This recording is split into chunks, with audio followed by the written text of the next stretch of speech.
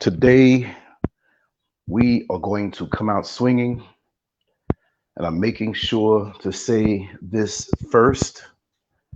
I'm making sure to say this first, and I want those who want to hear what I say in the wrong way to hear this first, that this is not about bashing women. I made a title that was short and eye-catching, but this is not about bashing women. When I say how not to keep a man, what I mean by that really is how to keep a man. But I put it in a negative way because many of us only understand negative types of comments, and we'll gravitate toward that. So this is why I'm starting out this way. Let me know if you can hear me clearly when you get in, and we'll proceed. Now, why did I come up with this title, and why am I talking about this subject? Well, when you get to a certain age in life, you pretty much, get into relationships. And there's no one size fits all. Grand Rising, Reese. There's no one size fits all advice that one can give to a person to enhance their relationship. Now, let me also say that I am not some relationship guru. I don't have any bulleted points in front of me. I kind of like when I'm talking about these kind of subjects, not to sit down in one spot. So I will tell you that I am on my phone and I'm pacing back and forth. And that's really the best way for me to really dig deep in my soul. A few minutes earlier, I went up to the rooftop. I was going to give you a little visual while doing this commentary, but it was too windy and I didn't want to compete with the wind when it came to the words that I had to share. It was very sunny. I would not. Thank you, Yvonne. Thank you. When I saw when you said, I can hear you clearly, I can hear clearly, for some reason, at the end of can, I saw a T. So I was like, oh no. I'm glad. So I'm going to relax myself here and get into one spot. I was trying to do something a little different today, but we'll roll this way. No problem whatsoever. Again, I want to say it, and let's wait for that person who comes into the comment section later on when it's up as a video and they say, oh, you're bashing. No, this is not about bashing. I love my sisters. You all know how I respect my sisters. You all know how that shouldn't go, that I shouldn't have to say that. But when it comes time to speaking on these sensitive issues, the funny thing is somebody's trying to call me. Why is it always like that when I start a show that somebody tries to call me? Like I'm really going to get off of this and pick up. I just don't understand it. Let me decline the call. There are people who I don't know. They're buzzing around like flies trying to call. It's been going on for the last 5 minutes. I can't even see who's calling.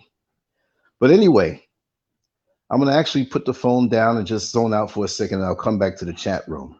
Now, I'm going to speak probably tomorrow on how not to keep a woman. So there's two sides to the coin. So as I go in, don't think that there's not a flip side to the coin. But I will say that men are very complex individuals. Yes, Master Glam, Yvonne, Sissy, yes, if I'm saying that right, and Sister Reese. Now, if I don't acknowledge anybody after that, it's because I'm on the phone and I'm just putting down. So I'm glad you all can hear me clearly. And this is not me telling you what to do. This is only a few things, and I'll review a few things about myself. And what I'll do, I'm going to have it where you can ask questions or even come in if you want.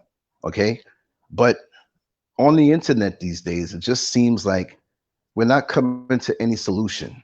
You know, we've all had bad experiences that we can be butthurt over and carry for the rest of our life.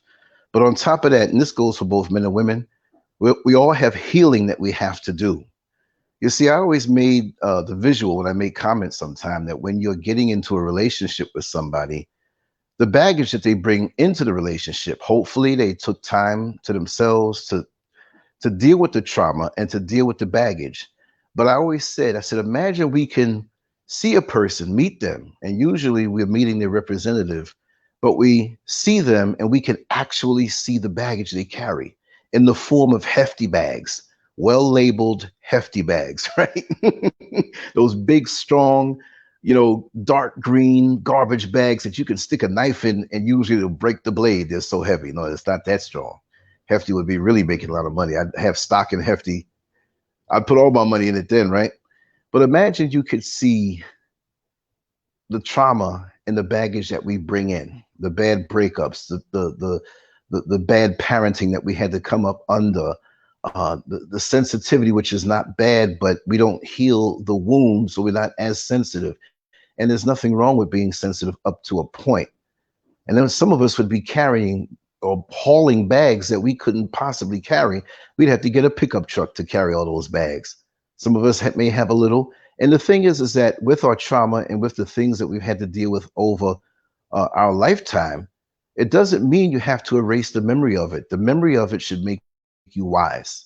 It'll make you wise to the point where when you see a bad situation coming in a man, then you can back up off of it. And also with the woman, but I'm not going to keep saying that. We're focusing on how not to keep a man or how to keep a man. When I say how not to keep a man, don't do the things that we're going to talk about. But if you want to keep a man, do the things that we or incorporate. It doesn't mean you have to do everything, right? When you go to the supermarket, does everybody buy the same amount of groceries and the same items and leave the other stuff on the shelf? No, you take what you can use. You take and pick what you see is deficient in your cupboards at home. And this is why lots of times we make a shopping list, because sometimes if you don't make that shopping list, you'll go over budget and you'll buy more than what you really need. You'll go on impulse. So the same thing it is when you are choosing a man. You don't go on impulse. You don't go on the fact that, oh, he has a nice six pack. Oh, he has a nice full set of lips. Oh, he's hung down to his knees. And we're going to get graphic as much as I can. And this is going to segue into what I do on Patreon as far as relationships and sexuality, where there I can go even deeper. So I'm going to give you all a little taste of it now. And I will go places that you didn't expect me to go to. But we can't be so emotional when we, or I can't say we because I'm not a woman, but women cannot be so emotional. Not that I'm saying everybody is, right? But if we have things in our past unchecked and that are not dealt with, and we still have that trauma, the memory of the trauma will protect you. But to carry the trauma with you will make your life a mess because you'll only be able to see from that lens. And it does take time. What I find with both sexes is that they just can't wait. They just can't wait to have that warm, loving body next to them in the bed. They just can't wait to spend those long, lazy Sunday afternoons where you can watch a movie and cuddle and sip a little wine and you get up and you're just scantily clad. You had a night of making love and you're hugged up in the bed and you wake up in the middle of the night and you see this person next to you and you say, man, this is such a good feeling. This person is mine. Not that you're owning anybody, not that you're controlling and hopefully not, but it's nice to say for the time that we're on this earth, we don't own the person, but they've committed to us. And so from that, you can say, this person is mine. It does something to your brain. There's a certain part of your brain that I feel opens up and you just feel at peace. And anybody who says this doesn't exist, because I've encountered men who says, oh, the romance stuff is European. Oh, a man can have as many women as he wants. We're like animals. We're like lions. The lions don't get mad when you go and procreate with, some people have some sick, twisted views because of their upbringing. And yes, some men and some women may be a little bitter after coming out of a relationship that they've invested in heavily, financially, emotionally, or even dealing with somebody else's traumas that have nothing to do with you in the name of love. You know, a lot of us do that. You know, we give up our time. We say, okay, I take the good, the bad, and the ugly, and I'm going to work with this person. You see what I mean? I'm going to work with this person and make sure that they're brought up to par, and I'm there to help them. That's the way it should be, right? But sometimes we invest in a person that only wanted to use us so that they can help to work on them before they skedaddle and go off to the next person. So relationships are a big risk in many people's eyes in 2023 and even earlier because of what they've been through. And you'll find that the older you get, as far as the chronological age is concerned, it's more of a risk. You know, back in the day when you're late teens, early 20s, you felt, and a lot of us felt, maybe you didn't feel that we're going to last forever, we're going to live forever, or that we didn't have to concern ourselves with certain things, and that how precious time is. We had an abundance of time, but that was our perception. And now many of us find ourselves a little older, and it's like, wow, I'm a little bit more reserved in opening up to a person. I'm a little bit more reserved in how I spend my time. And most have said to themselves, you know what? And I have no problem with this, where they say, you know what? I'd rather spend my time by myself because I know I won't be wrong, or I won't do wrong by myself. Some of you do wrong by yourself, but I can't get angry with you at that point, because it has to be something really strong at that point for you to open up your life and open up your resources and open up everything that you have to this new person, that if they understand what you've been through and they understand the investment and what it costs, and I'm not talking about money, but the emotions and the mindset, the mental, right? The physical. You're going to bed with this person potentially. So you're opening yourself up to all the people that they ever laid in the bed with. We forget that now, don't we? We're opening ourselves to things that they may not tell us about themselves. And on a physical level, we're opening ourselves up to potential diseases or health risks. Because I do feel that, especially when somebody doesn't take care of themselves, anybody can get sick, and you're supposed to stay with them if you're committed. But what I'm saying, just any, Tom, Dick, and Harry, any Jane, every Sally, any Joan, you just can't open yourself up to them like that, because I do feel that, say, for example, if a person has an ailment from wearing themselves down in life, they're drinking and smoking and partying and laying up with people, and they have a reduced immune system. And here you are, you work to keep your immune system strong, you're eating the right things, and you go to bed with them. I do feel they pull something from you. They pull something from you. It may not be a lot, but they weaken you.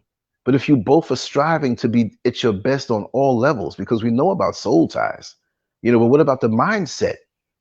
Sometimes if you hang around people who are not striving to increase their mental, you can come out a little bit more dumb.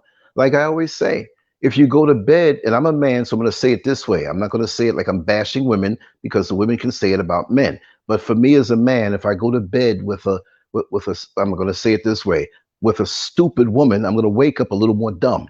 If you ladies go to bed with a stupid man, you're going to wake up a little more dumb.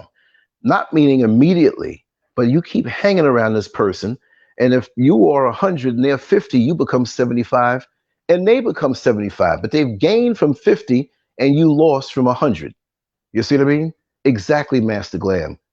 Exactly. They stick around to suck your blood. Right. And I'm all about that. I understand that. Something I said, you said you were thinking about last night, but yeah, I'm gonna keep on talking. So now when we speak about how not to keep a man, or how to keep a man, right? We're speaking about a man who deserves it. Not these trash men who sail around and they're just sniffing around to see what they can get from you on an emotional, mental, physical, and spiritual level. No, we're talking about the ones who are worthy, the ones who, not just because they look good or just because they have lots of money, but you have spent time with this man in a non-sexual way, but spent a lot of time and really feel that it's an honor to have this person in your life. And they may be over and above in many areas, and yet they still may be flawed, but they're not ashamed or afraid to tell you the work that they need. Like, this is where my weak points are. This is where I need to focus my stuff on, you see? So those men, the good men, And we all still catch scars. Understand that we all have something in our past that was unpleasant, and they should be able to bare their soul and tell you. But again, these are not just any joker that you meet in a club, not just any joker you just happen to meet in the supermarket, and you say, okay, I'm lonely, I want somebody to talk to. This is not going to be serious. I'll give you some time. Call me later on, let's talk. Or you may have a common interest, but you're not really interested in them in any other way. It's safe to do that. You know what that's called? That's called dating. You can date. Dating doesn't put your bloodstream at risk. Dating doesn't put your emotional person at risk.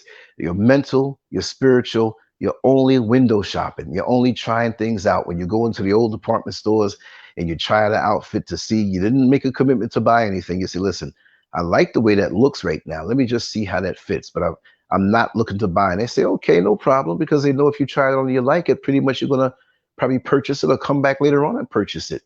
So it's no problem for a woman to date. And again, I'm going to say it one more time. This is not to bash women, right? Or to tell you what to do or one-sided, because again, tomorrow we're going to have the flip side of this program, how not to keep a woman, right? But women like to hear a man's point of view with lots of things. And please correct me if I come off the wrong way or ask for clarification if I say something that you don't understand, because I'm not chauvinistic. I'm not sexist yet, and still I'm not a simp like some of these guys are. They try to call me a simp because I respect my sisters, but I will correct them when necessary. And I'll do it in a dignified manner behind closed doors or offline or whatever. You know what I mean? Because we have to keep each other in check. So that being said, okay, let me reach over here for a second. Let me get this thing. Yeah, that being said, we have the emotional, we have the physical, we have the visual, and we have the sexual.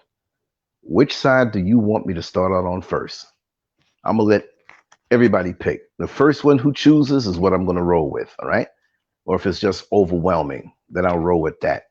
Like I said, we have the physical, we have the visual, we have the sexual, and we have the emotional. Now, it's not just where it's just categories, because we're free flowing. We're not just in one category. We're not walking around just mental one day. Oh, from 4 o'clock to 6 tonight, I'm going to be very spiritual. And from 7 o'clock tonight to 10 o'clock, I'll be very sexual. No, we're emotional and sexual. We're mental and emotional. We're spiritual and sexual.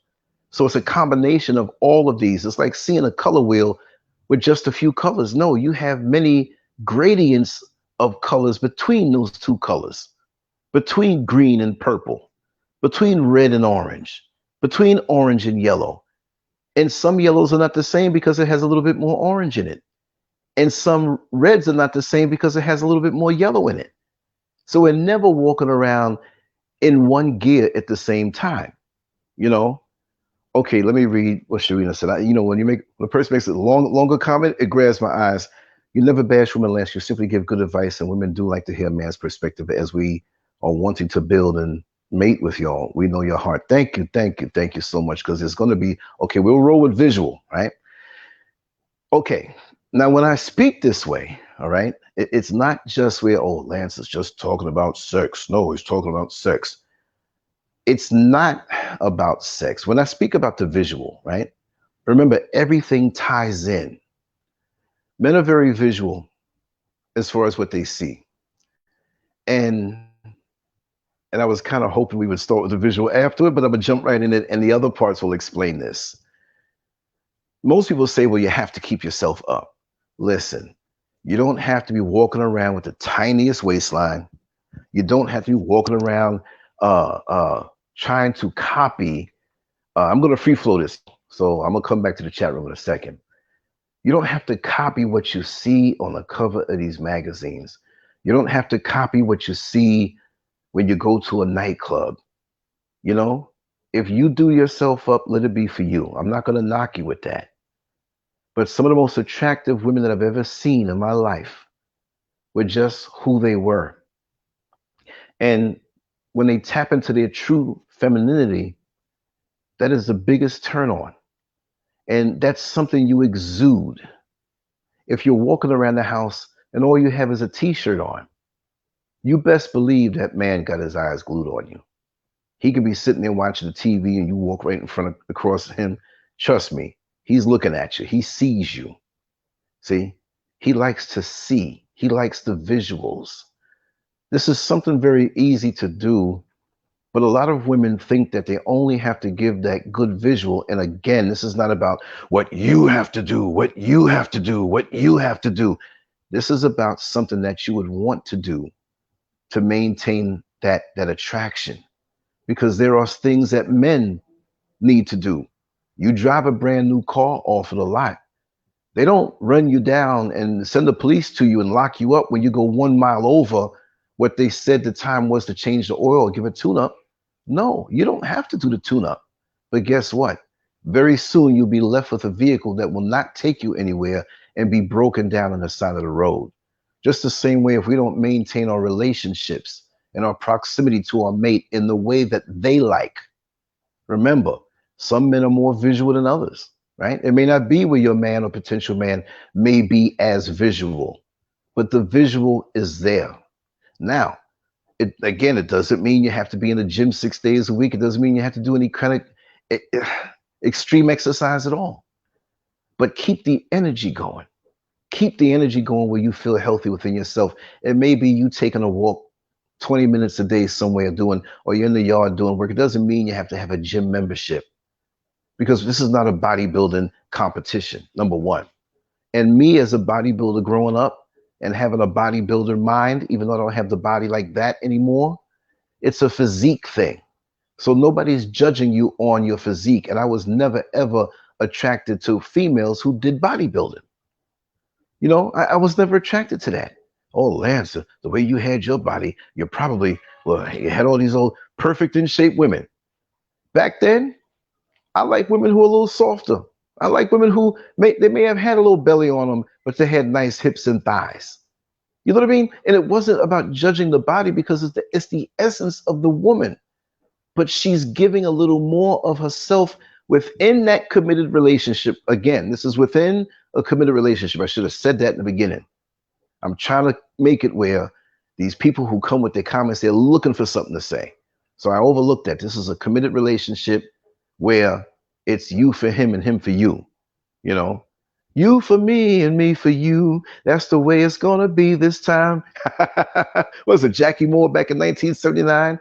This time, baby, we won't be in and out of love. Well, if you don't want to be in and out of love, work with what you got. You know what I mean? And I want my sisters to understand that they don't have to go out and get Victoria's Secrets. They don't have to go up and do their weave and put the makeup on. And no, it's not about that. It's not about that. The visuals, teasing him slightly when he thinks you're not looking. You at the stove, and it doesn't mean all women have to be in the kitchen and barefoot and pregnant now. Okay, I'm trying to cover myself. I'm a flono. I'm not going to, I need you to defend me in the chat and the comment section when they come at me. But if you in there and you got this short little t-shirt on, let it ride up. Let them see. Let them see some backside. Let them see. Now, you're not cheapening yourself out. This man is committed to you. He's paying the bills. He's getting up hard every day working. He's giving you no inclination that he's cheating. He loves you and he's into you. Then on that note, you can drop down the guard and give him a little bit. Give him a little bit of your sensuality, the visuals. You know you half asleep and you're laying down in the bed taking a nap and you're sleeping on your stomach. Let him get a glorious view of what's under that t-shirt. He might be walking to the bathroom and thinks you're sleeping, and you know, he's not going to bother you. But he's going to go, oh my God. And he's going to say, that's mine. And he's going to say, I'm not leaving this house. This is some good stuff here. And remember, we're just speaking on the visual. Now we're going to come back to this. So women in the street, a lot of women in the street who may have all kind of intentions. I'm not saying we have innocent, good women in the street because they go into work or they go into the market. It doesn't mean they're standing around looking to give strange men visuals, but men see the women out there. And men catch flashbacks from the past of what they used to get. And if they don't have that, it hits them hard in the street. Now, you know, look, I'm not going to use gynecological terms now, right? So I'm not relegating a black woman down to a piece of ass. No, I'm not doing that. Okay? But you see a car out there on the lot. You see two cars, and one got rims on it. Nice fancy rims, but it's the same exact car, shined up, brand new. Which one you gonna gravitate toward? Now, all women are not built the same, right? But whatever you have, show it to your best, display it to your best, even if you just have a t-shirt on. Okay? It's a beautiful thing when a man can look on his woman. And I'm gonna tell you too, some of my best experiences in life on that intimate level have been with big, beautiful black women who may be a little heavier than others. You see, when you see one who may be a little heavier and she doesn't let the fact that she's heavier stop her from being a woman, the extra weight that she has on is not a problem. Now, I'm not saying she's like 750 pounds at 5'2", and you're like, yes, she's comfortable with her weight. No, there's something wrong there. You need to get that lady some help. But see, lots of times our sisters, they're getting out of this now, but they've judged themselves according to those charts that they put up. At this height, you should be this weight. To hell with the weight. Because there's so many variables with our bodies that we can't go by no white man's chart that have you looking like Twiggy, and they make fun of you when you were younger in school because of your backside, but they trying to get the same backside. They made fun of you because of the size of your lips and how full it was and how beautiful it was. And they looking like aliens, but they trying to get lips now. You see, they're pale and lifeless and limp. Their hair falls down like dog fur. Yours stands up. Never be ashamed of your afro. I know our sisters do all kind of creative things with their hair, which is fine with me, as long as it's not done out of self-hate. But love yourself. And when I see any one of my sisters love themselves and understand, if you want to lose weight and you may be a little too heavy for yourself health-wise, work on it. But in the meantime, love yourself. That is one of the biggest turn-ons when a man sees a woman, no matter what she looks like. I was in the department store in Orlando many years ago. And there was a woman who, lady had one leg. She worked in the department store and she didn't stay there long because it was a transitional job. I think she got something better, but she had crutches and she had a walker, and that woman dressed down to the T. Everything about her, her personality, she shined. Oh my God. And I'm looking at this woman, not out of lust or anything, but I'm looking at her, assessing her the way where she stands. And there is the lust factor, but not like, I want to jump her bones. But yes, she is attractive and she got it going on. And she was very intriguing as a woman because the fact that she didn't have only but one leg didn't matter. And most men couldn't stay away from the station from where she worked. And it was the makeup cosmetic area. And this chick had one leg and she was working that one leg. Beautiful face, lips, very feminine. The visuals were there. And dudes were trying to hit her up with the number. And so when they left, because I was there to purchase a gift, it was like, I said, excuse me, can I talk to you for a second? And she said, I'm gonna tell you right now, I know you're different. You're gonna ask me something different. I said, yeah. I wanted to interview her, but I wasn't really, gonna put a camera in her face. I just wanted to talk to her to get a little bit of insight for my own experiences. And this is what men need to do sometime, to learn our sisters, not that that woman represented somebody else because they can have two different personalities.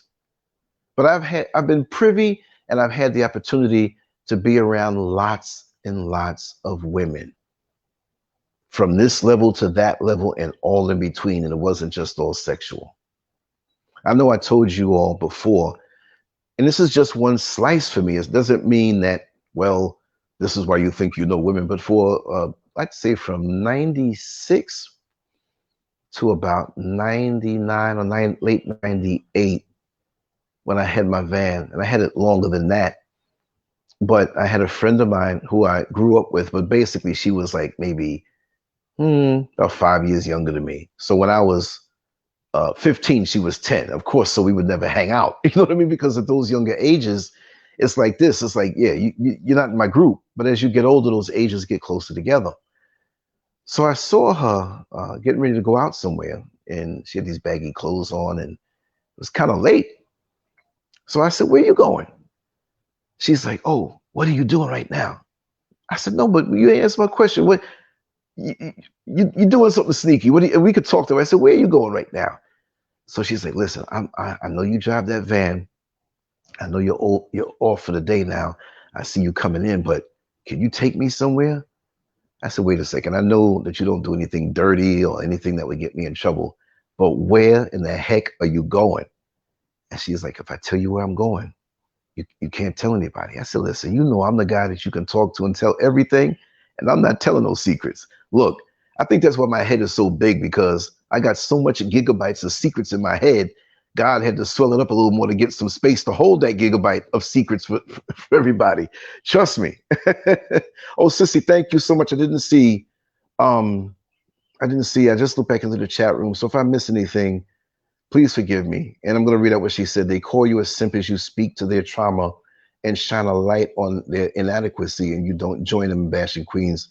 You all alpha. You all alpha." Thank you. Thank you so much, Sissy. Thank you. I really appreciate that. And I'll look up in the chat room more. I'm just trying to zone out and have that conversation with myself to you, but in its rawest form, because I do talk a lot to myself. Okay. But anyway, come to find out, she was making some money doing the stripping, the dancing, nude dancing in clubs. And of course, you don't want nobody in the neighborhood to know that. So I was like, "Okay, come on, I'll take you." I said, "Where you going?" She said, "New Jersey." I was like, I don't want to drive out that far, but you know what? Since it's you and you're late, come on, let's go. She said, "Listen, Lance, I'm going to ask you something else to do." I said, "What?"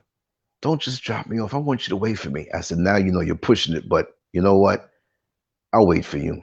I would hate to see anything happen to you, because you see, a lot of the cab drivers that would hang out in front of these spots, they had other intentions, and they would try, they would drop you home, and they knew where you live now. And you might be with your daughter, your mother might have came over, and whatever. And here's this cab driver rolling up on you, talking about, hey, hey, hey, hey, hey. You might have diarrhea. You're not even trying to talk to this guy. He shows up because he saw where you came out of and how you were dressed. And so she's like, "Lance, I grew up with you. I know how you are. You got a lot of girlfriends, but you don't disrespect nobody." I said, "No, I ain't got a record of that." So I took her and I slept out in the van. It was kind of, temperature got kind of cold. I remember I had to keep on putting on. I'm telling little stories to stretch out, because I'm laying down chilling. We're going to talk about every aspect of it. I kept cutting the car on, the heat, cutting it off. Then eventually I went inside. I said, let me go inside. So I'm inside, and when it was time to go, because it was right before, it was like about 5 o'clock in the morning. So in those worlds, people in those circles. So they were like, let's just say her name was Barbara. Just to me, that wasn't a name. "Barbara, you going back to New York right now, right?" She said, "Of course I am. I'm going home." "Oh, I thought you was going to like hit that other club in Philadelphia and we all get a hotel room." She said, "No, no, no. I'll do that another time." But she's like, they're like, "You got a ride?" It's like, "Yeah, I got a ride." "Who?" "He's right here." "You know him?" She's like, "I grew up with him. He's like my big brother." Yo, and they're right there in front of you, right? So they ask her, "You could ask him if he could take us in." Well, he has to answer that. So in the van, other than myself, I had 7 seats.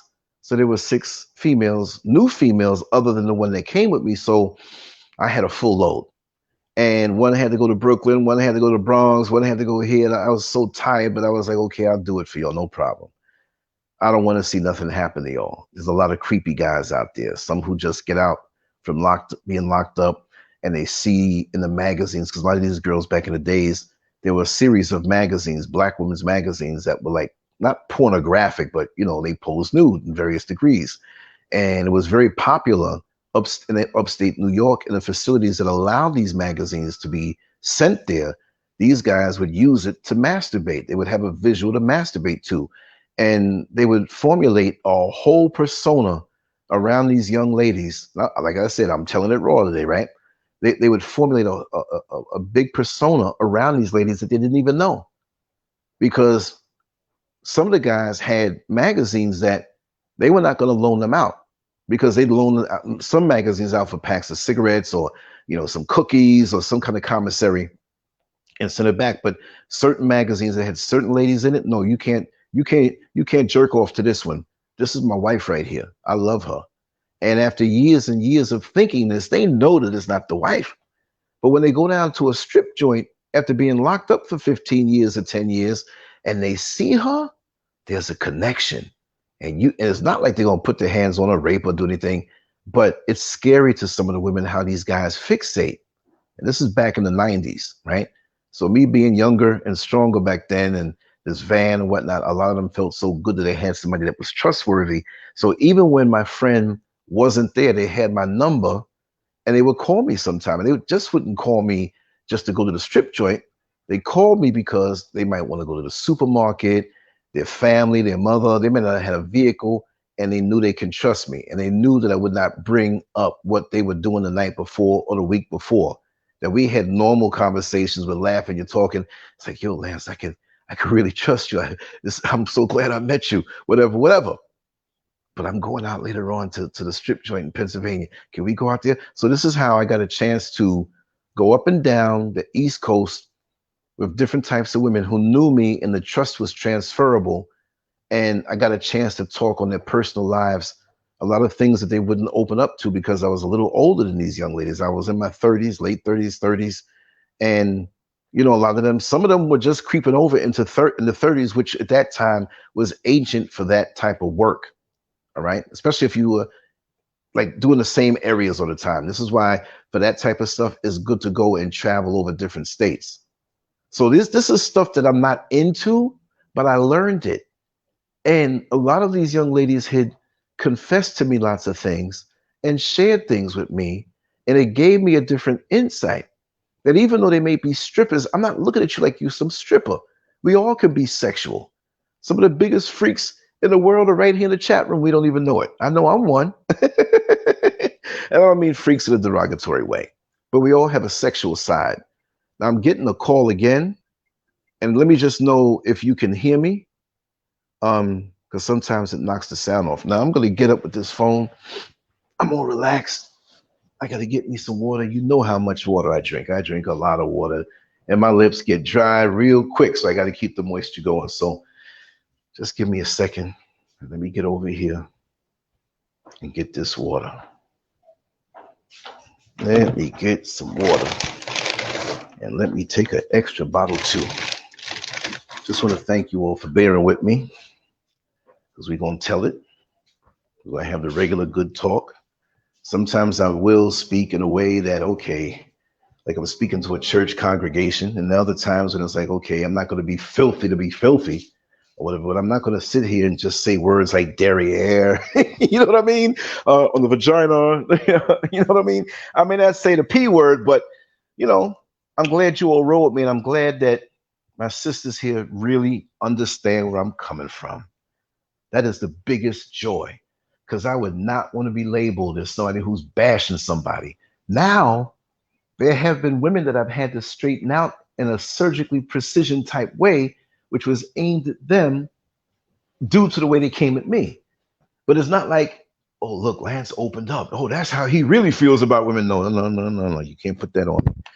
Now, please just bear with me. I take 15, 20 seconds and take a little gulp here.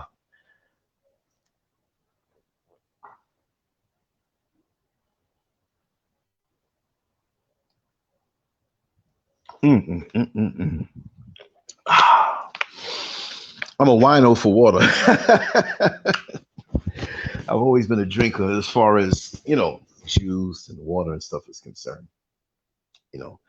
So good. Here we go. So now where was I? So with that being said, like with the visuals, I'll tell you this. We're going back on the visuals because we got 4 parts. And after the 4 parts, we just gonna go all over the place with it, right? With the visuals, you see men in these places that lots of them have their wedding band in their pocket. Lots of them have a person at home who they're supposed to be committed to, but they're there. because they hunger for something that they might not be getting. Now, I'm not going to put it on the women at home now. I'm not going to do that because a lot of the men are single and some of the men are dogs. I'm not going to make an excuse for every man why he's up in a place like that saying, oh, it's because what the woman's not doing, right? So maybe they might not be good men all the way. If they're single and exploring, I mean, I've been up in those places lots of times. I've been up in places like that talking business with the owner who may want me to spray paint something on the wall. And I'm like, Miss SCURV, this is where I'm going right now. You want to come with me? Oh, no, I don't want to go in there. Okay. So now when they come back and say, I just saw your man coming out of the titty bar, like, yeah, we got you. She says, I know he was here. You know what I mean? I've been up in gay spots because of my art, because the owner might have wanted me to spray paint something or do something creative and offbeat because they know I can do something like that. And a couple of times there have been people, and this was way back when I was working in corrections, and they were like, yeah, Officer SCURV, I saw him up in there coming out the Parliament House. It's like, yo, you know why I was there. And you know I didn't hang around. So I am not afraid to go anywhere. I'm not afraid to talk to anybody. I don't care what it looks like. I know what it is. As long as Mrs. SCURV, my inner circle, knows what it is, that's what it is. Okay? And I happen to know a lot of beautiful women, right? Always they equate that, yeah, he's screwing them. Listen, if it was like that, you wouldn't even see it. All right? I'm not stupid, but I'm not going to run and live my life and talk on these shows in a way where I can't say that. I can't say that because they might think. I don't give a damn what people think, right? Ask me and I'll tell you. Get my numbers are what? 407-590-0755 on WhatsApp. It's all down here. I won't pick up when I'm on the show, but you throw me a text and you call in, then boom, that's what it is, right? So we can get that kind of clarification. But anyway, the visuals, man. I mean, for me, growing up as a young man, and I would see a woman, and it doesn't have to be some, again, Photoshop picture perfect lighting, perfect makeup, whatever. It doesn't have to be about a body part, but it's about the essence, that mysterious essence, that part of a woman that is just everything comes together. And some men talk about, oh, I have a type. Don't say that. Energy doesn't have a type. Doesn't mean you're out here ogling everybody you see, but you see and you appreciate. Look at that. Sister Oyala here has such a beautiful face, such a beautiful demeanor, such a beautiful way about her, as all our sisters do. Like, I can even feel the energy from you if I don't even know what your face looks like. So it's much more to a woman that pulls a man, right? So those visuals are very important. To be yourself and be comfortable, because some women are a little more shy. Some are a little more bold. Sometimes you'll do things that surprise yourself with your man that you would never do with any other man. Never feel bad about that. Never feel bad about being judged. Because if he ever messes up and he doesn't have you anymore, you best believe he's going to miss you. Don't think. He might front, but he'll be thinking about you even sometime. I hate to say it, if he's with the next woman who's not doing him right, he's going to say, man, I remember I was treated so nice. And it's not just the sexual thing. It's the overall thing. Make it pleasant and be open. If you don't feel good sometime, let him know. He'll cater to you. Yes, he'll cater to you. And that's not being a simp. You're supposed to cater to your woman. She brings you so much pleasure and joy and comfort. And no home could be a home without that good woman. So you better hold on to it. All this tough talking and acting and whatever have you. Yeah, for your ultimate woman, let them call you a simp because they don't have what you have. There's a lot of good women in this chat right now. There are a lot of good women listening. There may be some who are hurt, and they're gonna say it in the chat room. I welcome the brothers to come on and call me a simp all you want, but I know what I'm saying because look, I have done so much. I'm not some dude now who grew up. Let's just be raw and talk. Street talk. It wasn't like I was out there not getting no pussy. Come on now, but there's much more to a woman than pussy. If you capture the essence of a woman completely, that is not a problem, brothers. but you run after just that, and you really miss out on some good parts of her. Really and truly.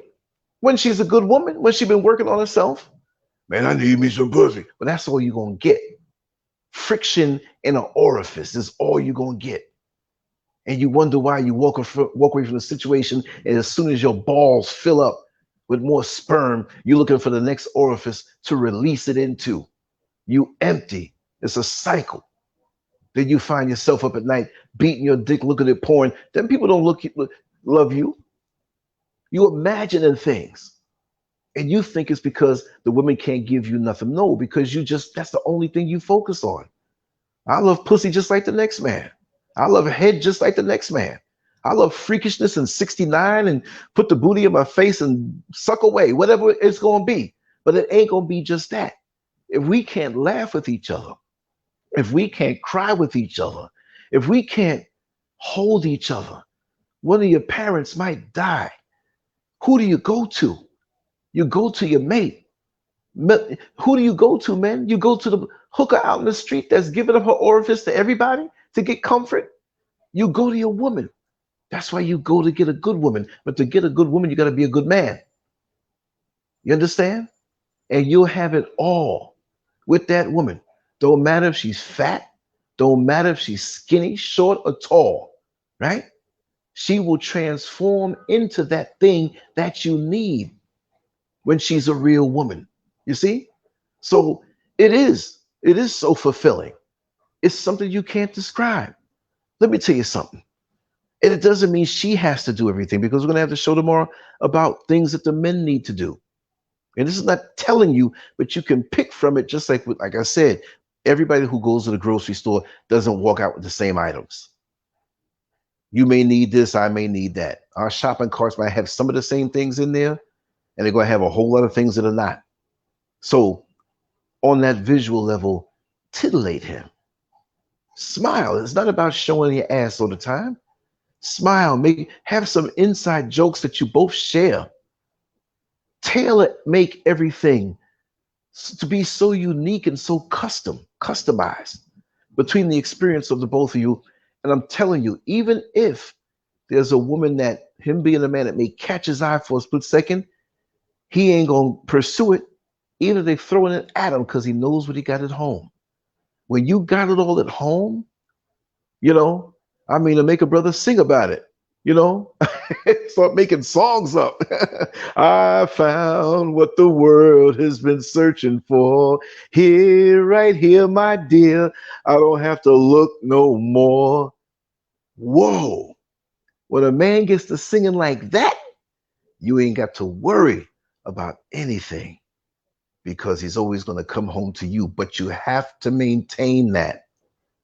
And there'll be certain days where you slip and fall off, where you may not want to exude anything. You're tired, you've been working, and baby, I just want to rest right here. He knows.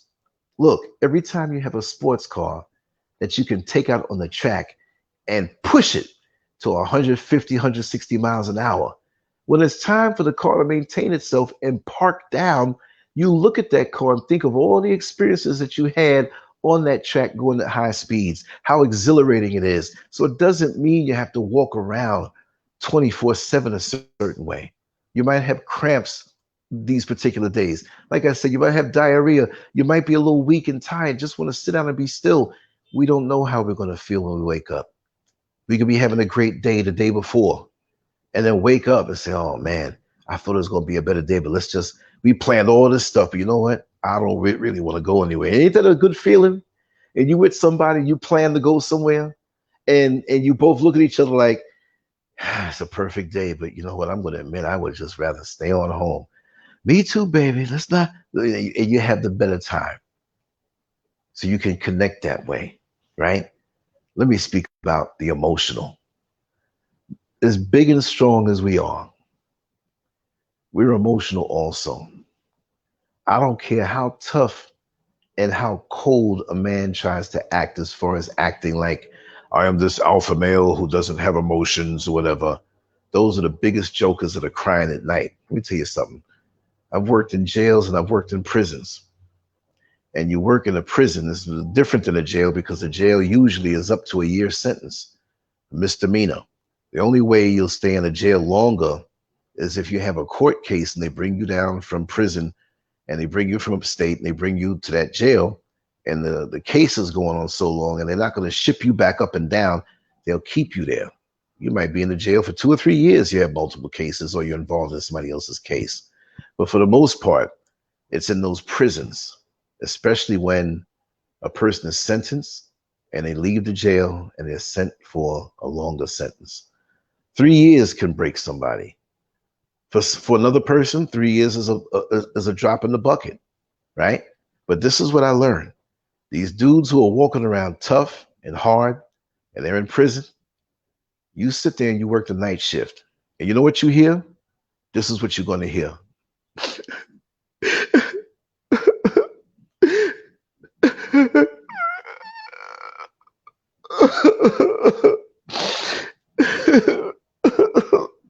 Yes. Next day, everybody tough. All right? So don't believe that lie. If they hold a little better, it's going to break somehow. We are emotional. Not emotional like the way people try to say, oh, you're so emotional. Like a little sissy. You just, no. We have feelings too. And when we as black men go out into the world and make it for you and us, of course, right? But we're in a committed relationship and we're gonna go out and knock the world out for you. We love you. The treatment that you give us, when you give us that, right? It makes us feel so good. We come home for that. That is an emotional refueling. You go out on the job, they've got the white men and sometimes some of the Latino men who think they white and they want to jump on you and nitpick you, supervisors. Or you made a little less money on your check and it's like financial musical chairs. How am I going to cover all these bases with this little bit of money? You know, the looks that we get. You're in the supermarket going to bring some stuff home to your woman and somebody's following you like you're going to steal. These little drips, these little leaks, like when you have a leak in your vehicle, an oil leak or some type of fluid leak, you can drive around with it like that for a while, but it needs to be catered to, sealed, and filled up again. And where do you think we're going to get filled up again? Now, he's supposed to be there to fill you up. But at home base, I don't care whether it's a mansion. I don't care whether it's a shack. I don't care if it's a shared room in the hood somewhere and your pastime is not a video game, but spraying roaches. Wherever it may be that you call home, when you come home, you want that refueling. Got to understand that a man may not say it, but he's been through a lot of things that wear him down, that slow leak and sometimes big leaks. Get pulled over by the cops and talked to like a child. So we need that respect. It's not so much sex more so, but that respect. Let me tell you something. There are women that I've known and I've had lots of experiences, not being a dog, but you're younger, you're not saying no, but you learn from it. That's one thing I try to learn something from people or women when I was around them. And even the conversations that I've had. And it gave me a more advanced outlook, more so than the younger version of me. And I'm always trying to seek to learn. I try to learn my brothers also. I'm not a homo trying to go to bed with them, but just to know how they feel. I know how I feel. But one of the biggest things for men, especially black men, is the respect. Is the respect. You give me respect, and I'll have a love for you over and beyond somebody who gives me all the freakish sex that I want, and they're not respecting me. When a man is dealing with a woman who gives him all of that, but yet doesn't give him that respect or make him feel as though he's the only one, when he's the only one, because some brothers mess with chicks that they know, I know you screwing around, I'm just coming over here to make a deposit in your womb. We're not talking about that. We're talking about the committed relationship. Because now once you commit, that man is going to look for everything from you, just as you should look for everything from him. And sometimes because of our experiences, male and female, this is both sides. We may have been raised up in a certain way where we don't really know by the examples that we were shown. So it doesn't mean we're holding back. But when you get together, you have to have that discussion. That discussion. Your home is going to be like your own personal restaurant. And you have to have everything on the menu that you can request when you need it. And after a while, You pick up on each other. You get to know each other to say, you know what? He likes this on a Sunday, or he liked this on a Saturday night, whatever. And I'll get to the sexual part. We want to get to the juicy parts later on, right? But knowing your partner, catering to them, you are supposed to cater to them. He's supposed to cater to you. You're supposed to strengthen each other so that when he's outside in the outside world, just as you are now, we'll talk about that tomorrow. We'll talk about the brothers now, but this is an overlapping thing, and I have to mention it again tomorrow. They can't wait to get home for the comfort. They can't wait to get home for the comfort. And lots of times that hug that you give them, and like it was sent to me in a forwarded WhatsApp message saying that when you get regular hugs, it does something for you. It helps your immune system. It takes you eventually out of the depression or feeling bad. A nice, long, tight hug. There's nothing like it. If you greet your man with a hug, right? That's a lot better than greeting your man when he opens the door with you on his knee, with you on your knees with that bright red lipstick on for those reasons. No, that's nice, but I'm telling you, it means a whole lot more when a woman sees that her man come home and she's just like, listen, sweetheart, you know, you might be working too. He's got to do the same for you too. We understand that. But we're talking about the brothers now. Sweetheart, I've been waiting for you all day. I got a little something over there on the stove for you. And that means she was thinking about me. She was thinking about me. Oh my God, that's my favorite smoothie. That's my favorite juice. She went out and got it. Oh my God, that's my favorite dish. I'm so tired.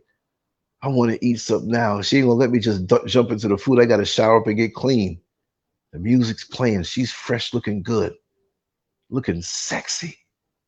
Damn, that one visual and moment just erased all of the stress that he accrued during the day. Because when it builds up, it's not a nice thing. So you have to use your wisdom. You see, for those of us who had the stereotypical grandma, right? I never knew my grandparents. My grandmother on my father's side passed away, I think when I was maybe 1 year old. She never had a chance to see me. And I spoke about the supernatural experience where we knew she was in the apartment before we bought the house. And the stuff was rattling. And I jumped up in the crib and I'm reaching up. I'm standing up, smiling. And then we found out that she passed away, like right before that. We didn't get the call to the morning. My mother didn't get the call.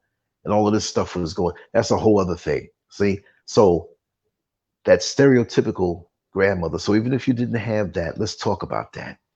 That grandmother, old school, who took care of the grandfather.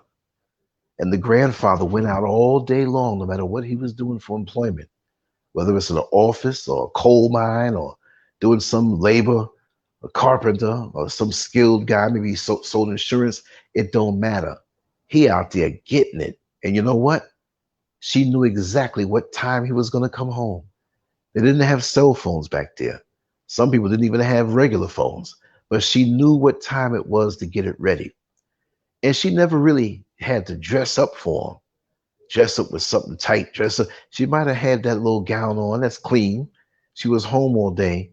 Oh, but he can see what treats were laying there for him as dessert after the meal. And lots of times she may have still been cooking the meal and he got home early.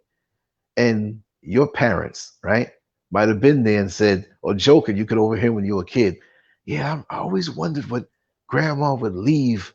She's cooking and she'd leave and go in the room with grandpa for about 20 minutes and then come out.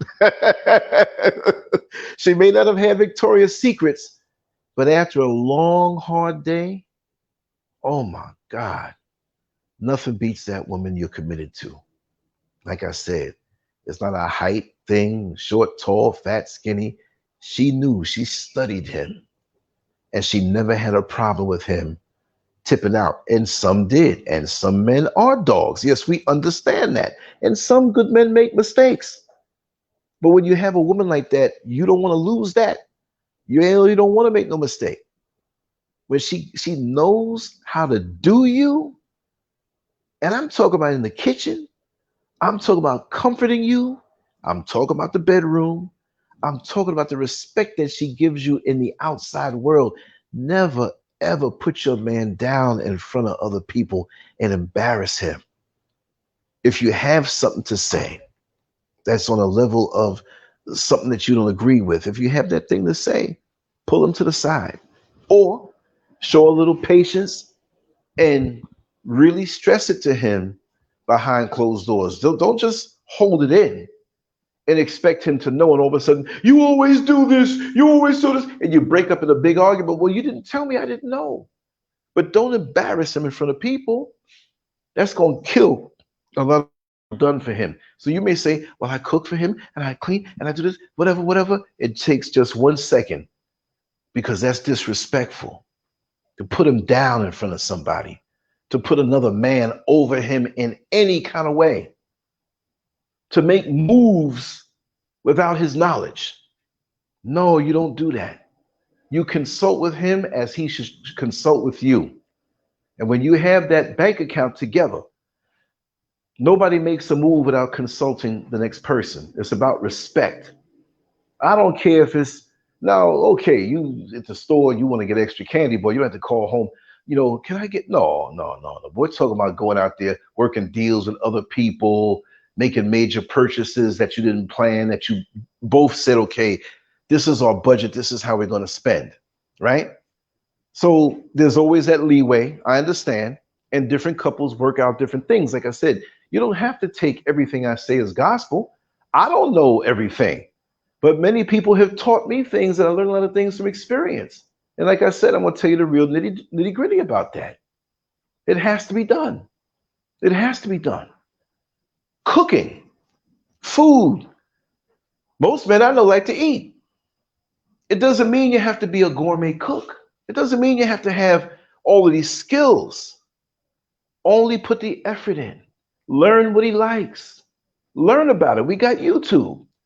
And let him know, listen, baby, you know, for the last few years, I've been a career person, and I would just throw a little microwave something in for myself. But I'm really committed to pleasing you and working on this relationship and building our home. But not just saying building house, because people can have the money to build a house all day long and it's never a home. And I'm not condoning some man slipping across town, but when we hear these stories, you're like, I want to interject this also. You know, when a man cheats with a woman, the first thing that woman thinks, I want to see what she looks like. And she's quite shocked to see 9 times out of 10, that woman that man is cheating with don't even look as good as her. And she's like, what the hell? That chick got a little belly, her backside flat. She 10 years older than him. What the hell he's over there? Because that woman, and I'm not trying to glorify a negative situation. I'm not condoning that at all. But the negative situations are things we can learn from. That woman knows the tricks. She knows those tricks. That if you don't do what you have to do in that home and you make that place a living hell for him, he is not going to want to be there. And so when he finds himself gravitating toward the peace, we all think, oh, he's going over there because she's doing something freaky to him. She might just be giving him peace of mind. I'm going to tell you something raw right now. I have been hugged by loving women who are truly concerned for me. And it was better than the best blowjob I ever had in my life. Better than the best blowjob I ever had in my life. Huh? A hug. Because I had been so disrespected in different situations or just whatever. And there have been times when in the past, I have found myself at the home of another woman, right? I remember my prior relationship happened all the time. Wasn't no sex going on. And toward the very end, yes, it happened. It happened, but it wasn't because of that. To be held, baby, it's going to be all right. Baby, I'm here for you. Now, some men don't want to be called baby. You know, a lot of us Americans, we call each other baby. So if you're from another culture, you don't understand, insert a different word in that. Don't mean he's a baby. He's a grown ass man. But we sometimes, and oftentimes, we're exhausted. Like I said, we go out into the outside world and, you know, we just get beat down. We get beat down. I had turned my phone a certain way, and let me see if everything is good. Yeah, but like I said, it's not always about sex. That hug when you come home and you smell that food, even if the food is not smell, even if you're not cooking, you say, "Baby, I'm tired tonight. Let's go on out to the restaurant. Let's go," whatever it is. But make him know. Make him know that it's him. Of course, you have your way of worship. You have what you may call a supreme being, a higher entity, a God, whatever it may be. That always comes first. But if your creator supplied you with this person, you're supposed to show respect for the person that God will say God. We don't mean in the European way, but God gave you this person for the time. They don't belong to you where you own them like some slave. Even though in our human lingo we say you're mine. It's good to say that. And it's good when the woman or the man, both ways, will come and say, "Baby, you know I'm all yours. I'm yours, baby."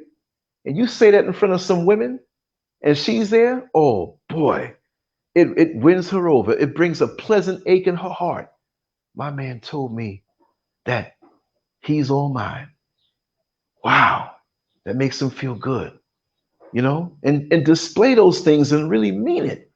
It goes a long way in our psyche because lots of times we've been damaged. Lots of times we remember those moments in the past where we were disrespected. We remember those moments in the past when we looked to our mate in a public setting with other people to uphold us, to back us up. And they scorning you and looking at you a funny way, laughing at you, just like the haters that may be around you. You don't forget things like that. You'll say to yourself, "I never want to be in a situation like that again. No way. So, but before, I don't care how you can arch your back when you bend over. I don't care how much you can suck a golf ball through a water hose and swallow it down. If you're disrespectful and he can't come to you to be that ride or die, right? Now, I do not call women bitches, okay? If something you want to hear in the bedroom or something or whatever y'all do, that's what you do. But the term ride or die, and sometimes they'll put that bitch word at the end of that. And it's not a matter of disrespecting themselves. It's a matter of showing submission to a righteous man who deserves it.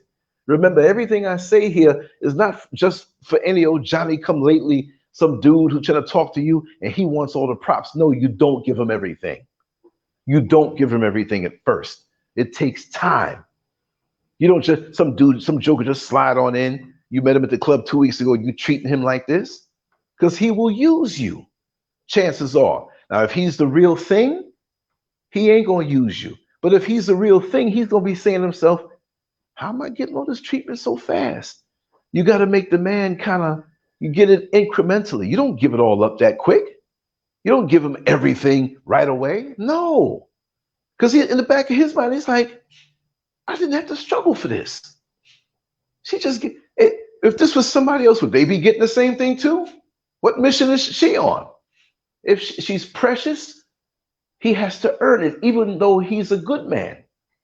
Just because you smart and start college and you got the potential to finish for a 4-year degree, they don't say, "Well, you're real smart. We see your potential. Hey, just come by the office next week." "Well, what do you mean? What are you talking about?" "We're going to give you your degree." It don't work that way. You got to prove yourself worthy of getting that degree. You got to prove yourself worthy. And it's not about, "I'm going to hang around just enough to get the pussy." Because if he's thinking like that, he should never get it. Because it's about who you are and your hidden attributes, your integrity. You got to be thinking about, well, even if you already both have kids. I understand it. It's not about, well, you know, she's gonna be the mother of my kids. And maybe we don't have, you don't want to have no kids. You already have grown kids, right? But when you're in those younger ages and ages where you are looking forward to that, you know, then you know you want somebody who's going to be a good mother to your children, just like she's going to want somebody to be a good father to her children. It ain't all about how big the dick is. If he put the dick on me, and these dudes thinking that, yeah, I'm gonna get that pussy, man. I'm gonna put some dick on her. Then you both heading in the wrong direction because it shouldn't be about that. Yeah, that's nice. That's icing on the cake. But what about the dick of faithfulness? What about the dick of integrity? What about the dick of respectability? He can have the best dick in the world, but if he's a wino pissing himself on the way home, that's embarrassing.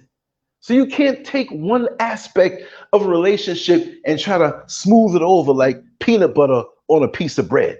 You understand? So, like you said, Tracy J, you can make them earn love, trust over time. Yeah, exactly. Hope, Sister Hope, the substance. Where's the substance? And you know what? You know what? You know how the mind works? And it's what brothers don't understand. When you prove over time and not point it out, see, baby, I improved. See, I did that for you. Yo, if you're the real thing, you don't have to say what and who you are. She will know. And if you know who you are and you're confident in that, trust me, it shows, right? But when you get into the relationship so deep and you know that you know that you know, and you get that feeling, trust and believe. You don't have to tell that sister what to do. You want somebody to swing from the chandeliers, and I'm saying this symbolically, she will do it any kind of way you like it. Don't expect it walking through the door, though, because men will doubt that. Like, okay, why? Now, as adults, it doesn't mean that your timeline has to match up with your girlfriend's timeline. Well, my girlfriend said she's going to make the man wait for 3 years, whatever. And it's not about some list like, okay, we've made it through 12 months and now you have 2 more years to so and so. It shouldn't be about that. You should be, because you know you got that. You know your vagina gets wet, and hopefully we know the man's penis gets hard. We know those parts are made to fit into each other and feel good, but it only feels good when you have the real head. And I don't mean going in there and sucking on the clitoris or sucking on the head of a penis. What's in your head? What's in your head and what you stand for? What you stand for. You see, Sister Hope, she has the conviction and the drive, and you don't mess with a woman like that. That is a woman worthy of all your love down to the last spoonful of peanut butter from the bottom of the jar. That is a turn on. That's the kind of woman you want. Somebody who don't play. That's my man. I love him, and I'll catch a bullet for him. Just the same way the man's supposed to feel about her. It's got to be that passion. You see what I mean? And I see that in her. But see, you have these floozies out here who ain't about nothing. And you know what? They may be in the gym all day long. They might know all the techniques on nibbling on the head of your dick. They may know all of this other stuff, and they ain't worth sugar honey iced tea as a mother, as a woman, and could never be a ride or die. So we got to make good choices. We can't bring those bad choices from the past and what has happened to us into the new situation, because you're going to taint the new situation. Right? If I'm walking down the street and see a pig in the mud and he says, Lance, F you, and I got a white outfit on, am I going to go and fight that battle? I might kick the pig's ass. But now I got mud all over my outfit, and the pig in the mud, I'm in the mud anyway, man. I done messed your outfit up. See that? Ha ha. I had the last laugh. Ha ha. And that's how a lot of people out here are. And remember, we all have that person that we can talk to, that we grew up with, that we can confide in. I'm not saying cut them off, but for the most part, we talk our business too much to too many people. And lots of times, and I will say it, ladies, I'm gonna aim it that way. And it goes for the men the same way, because I'm gonna talk about that again tomorrow. But you telling your sisters who you may not know so well, you have one who is in your corner, or maybe one or two, and they got to know each other too, because y'all grew up tight together, you're the inner circle. You prove who you are to each other. But as far as telling these secondary women, You know, you might be in the beauty parlor doing whatever it is you might do, might even getting your hair twisted, whatever, and you start talking to one, now you start talking to the other one about how good your man does you in the bed at night and what he does. And he tongue kisses every orifice, top, bottom, front, and back the way you like it. And they, girl, you got a good man. Uh-huh. And they happen to see that man in the supermarket one day and you at home. And if he's not a good man, or he has some chink in his armor, it won't be so hard for her to kind of get a little play from him. And she ain't gonna move on him too fast right away. But she gonna be very feminine and she gonna talk to him nice. And oh, it's just so nice to see you. I was just in the beauty parlor with your significant other, and she spoke so highly of you. You know, it's so hard to find a good man. And I was just letting her know how blessed she is to have a man like you. And she stares a little bit too long. And that cleavage is looking good. And she drops something and bends down to pick it up. But you know, they always turn around and show you the goods. You know, oh, if I could only be so blessed. Planting the seed. And so next time when she comes over to the house to visit, she's there, she makes sure to dress decent, but a little bit over the top. Not, see, we got some people out here who are real shrewd. And all I mean to tell you is that if you have a good man, treat him right. Now, we're not saying he's a dog, but if you you abuse him or misuse him consistently and you act like you don't give a damn, there's a sister out there who is more than willing to take him in. Not that he's a bum. He'll be working and doing the right thing and everything, but sometimes when you're so close to a situation, we tend to forget how good it is that we have it. And then when it's gone, we want to cry. And remember, it's a dog-eat-dog world out here. It's a shark-infested world. Of course, there are a lot of good people out here, but there's more traumatized people who feel that instead of cultivating a relationship of their own, they want to go now and take something that's already in progress. They already see how that man treats you, and they're like, wow. You know, and they'll take time and take their time. If you're talking to them, they already know the secrets. If you're not, they can figure it out, because it's not too hard to figure out and see when a man is not happy at home. Most men that I know want to be happy at home. They don't want to run around all over the place. They don't want to get the emotional support across town here and get some sex over there, or I'll go over here and get a good meal. That is too damn tiring. So even if you're not the best in any one category, try to at least be number two. And what do I mean by that? Let me give you an example. Many years ago, it was back in 1981. And in bodybuilding, they have a way of judging at that particular time. They do it different now. And I'll make it simple. When the judges would see, let's just say 10 bodybuilders, it was more than that. 10 bodybuilders. Okay, I think that was number one. I think that was number two. I think that was number three. Boom. You have 6 or 7 judges, whatever the number is, right? So one guy to one judge, oh, he's number one. And the number two guy, okay, he's number two. To another judge, he had a different number one guy, but the same number two guy. So the number two guy got number two across the board. And each separate bodybuilder who got number one, there was no other person. It was different number ones. So their points did not add up. So the number two guy ended up getting more points than everybody else, even though he was never picked for number one. So I'm using it to tell you this. If you're not super excellent in any one category, and this is generalizations, you can still win by doing good in every category across the board. How many of us have known brilliant people in elementary school? They were always in the top classes, but as life went on, they messed up. And then we had those people who were in the number 2 or second or third graded class in that grade. And those guys who were in the top class would look down like, I'm going to be successful, I'm going to have it all. And where are they now? Usually the ones who are the most successful are the ones who were voted or weren't voted most likely to be successful, most likely for this. They didn't have that pressure on them. So they went ahead and succeeded. You see some of these women out here who may not be the best looking.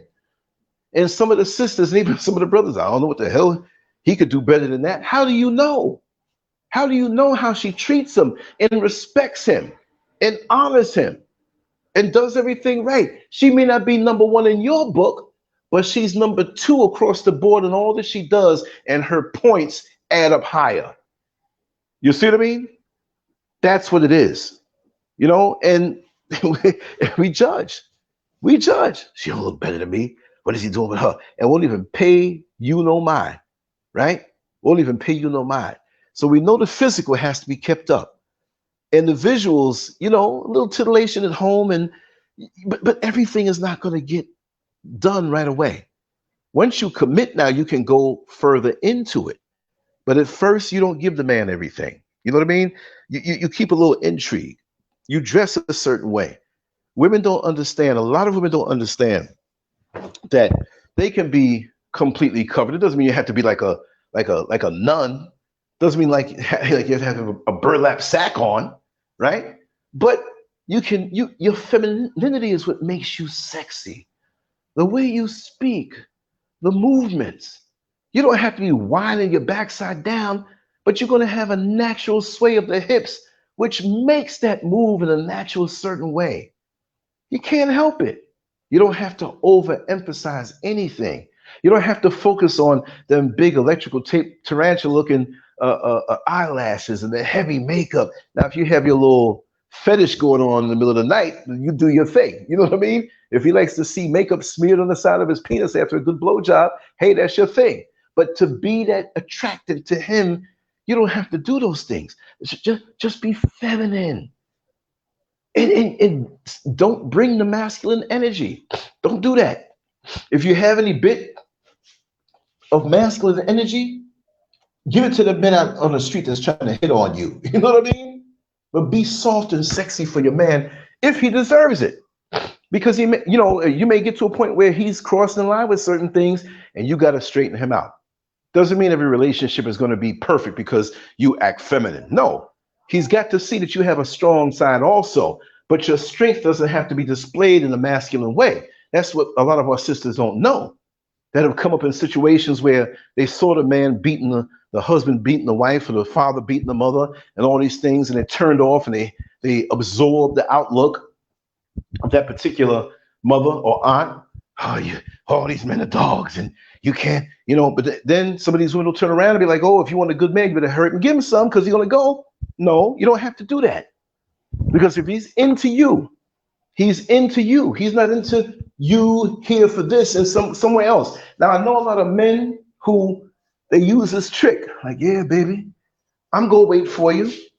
I'm not going to step out on you as long as it takes. But that shouldn't even be a discussion.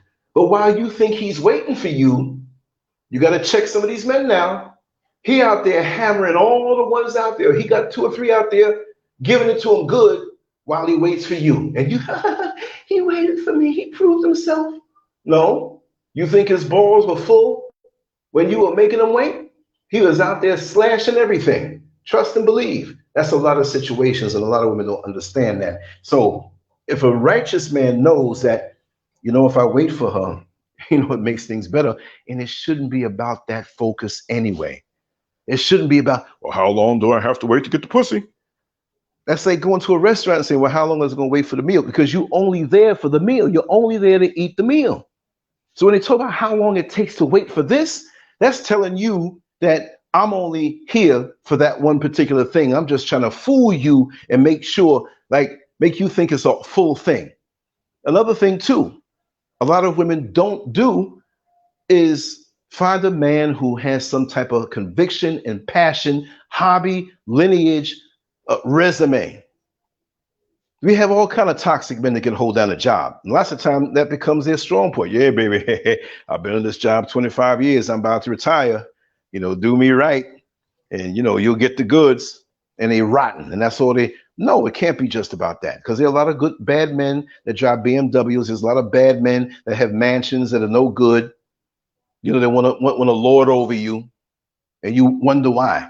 There are a lot of men who have means, who have money, who go through the hood and think they can get a chick that doesn't have so much and lord over her. Well, you can go on back to the hood if you want to, if you don't want to live good like this. So be careful. Get somebody you can build with. But the honor and the respect goes a lot longer than any kind of sex that you can give him. I just wish more women could understand that. Long after the sex fades, and you have a memory, you'll think about the times when all those times she respected you, she honored you, and she corrected you in private. So if it's something that she has to do immediately, she'll pull you to the side. Let me just say something to you real quick. Sweetheart, it's wrong what you're doing, but I'm not going to embarrass you. But let's do it this way. And every time, doesn't mean every time now she wants to have it her way, because she may not see the variables that have you talking a certain way or whatever. And then you have to say, listen, there's some things going on here that you are not aware of. And maybe you need to go to the side and take 5 minutes to explain that. And don't be dismissive of his feelings, thinking that you can tell him how to feel. If he feels a certain way about something or someone, take it serious if he keeps on bringing it up. It's only going to make it worse when you're dismissive on the smallest things. It could be big too sometime, but the smallest things. I'm not saying anybody here does that. I may have to go back and say, this doesn't mean all women. I'm not bashing women. I'm just speaking directly about this particular thing. You see what I mean? And that's what it is. You see that, Master Glam? That's right. Yeah, they will. It's a power thing. It's a thing to lord over you something. And then some women think, oh, he's taking interest in me for me. And you know, I'm so grateful. But he's going to lord over you what he has and the life he brought to you. And he may see you as somebody he can do that to. And he's looking at your ass and how he can get it any way he wants. The minute you don't want to give it up, the minute you want to have a mind of your own, how dare you have a mind of your own in my castle? I'm the one who supplied this and I'm the one. So you got to be careful, right? Stay away from those men. A lot of times you go with somebody like that. There could be I've known some nice men who were looking for a woman just to love and respect him.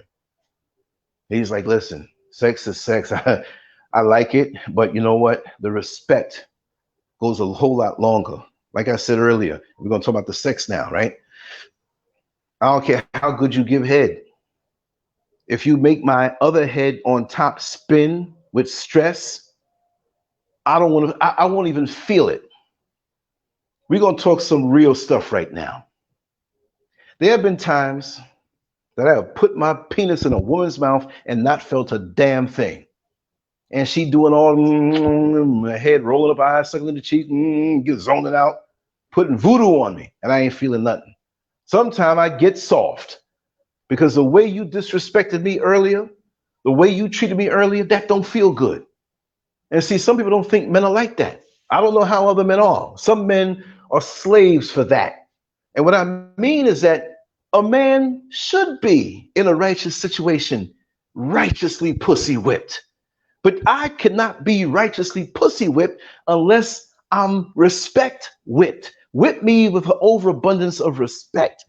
Whip me with an overabundance of knowing that you are my ride or die. That I know this woman who's giving me pleasure right now. It's not just about that, but all the respect and all the ride or die and all the commitment that you give to me makes the head feel good, even if you don't know what the hell you're doing. I will teach you what I like. And these guys don't even realize that. They get so caught up in one thing, and those are the real simps, because they'll take any punishment just to get an act or just to get their fetish satisfied. No, it don't work that way. A real man wants all of it. Just like the old guy said in the Car Wash movie back in the 1970s, if I can't have all of it, I don't want any of it. I know some of y'all remember that. You understand? So that's what it is. Whip me with the respect. Whip me knowing that you are in my corner. You are looking out for my best interest 24/7, just the same way I'm looking out for your best interest. And I show you each and every day. And that's the problem with some of the women that get so caught up in the big dick syndrome. And there's a lot of drama and trauma attached to some of these big dicks out here. I'm not just saying if you want something big, you try to, but it's more to it than that. You know what I mean? I know some dudes from the parties I used to throw, you see what people are doing. I used to throw adult parties. Hey, there's no secret. Some dudes are more hung through their nuts than they were from their penis. They had more balls than dick. But you know what? They were very powerful men. Very powerful in how they were developing. Yeah, what you mean powerful? He's over there doing some dirt.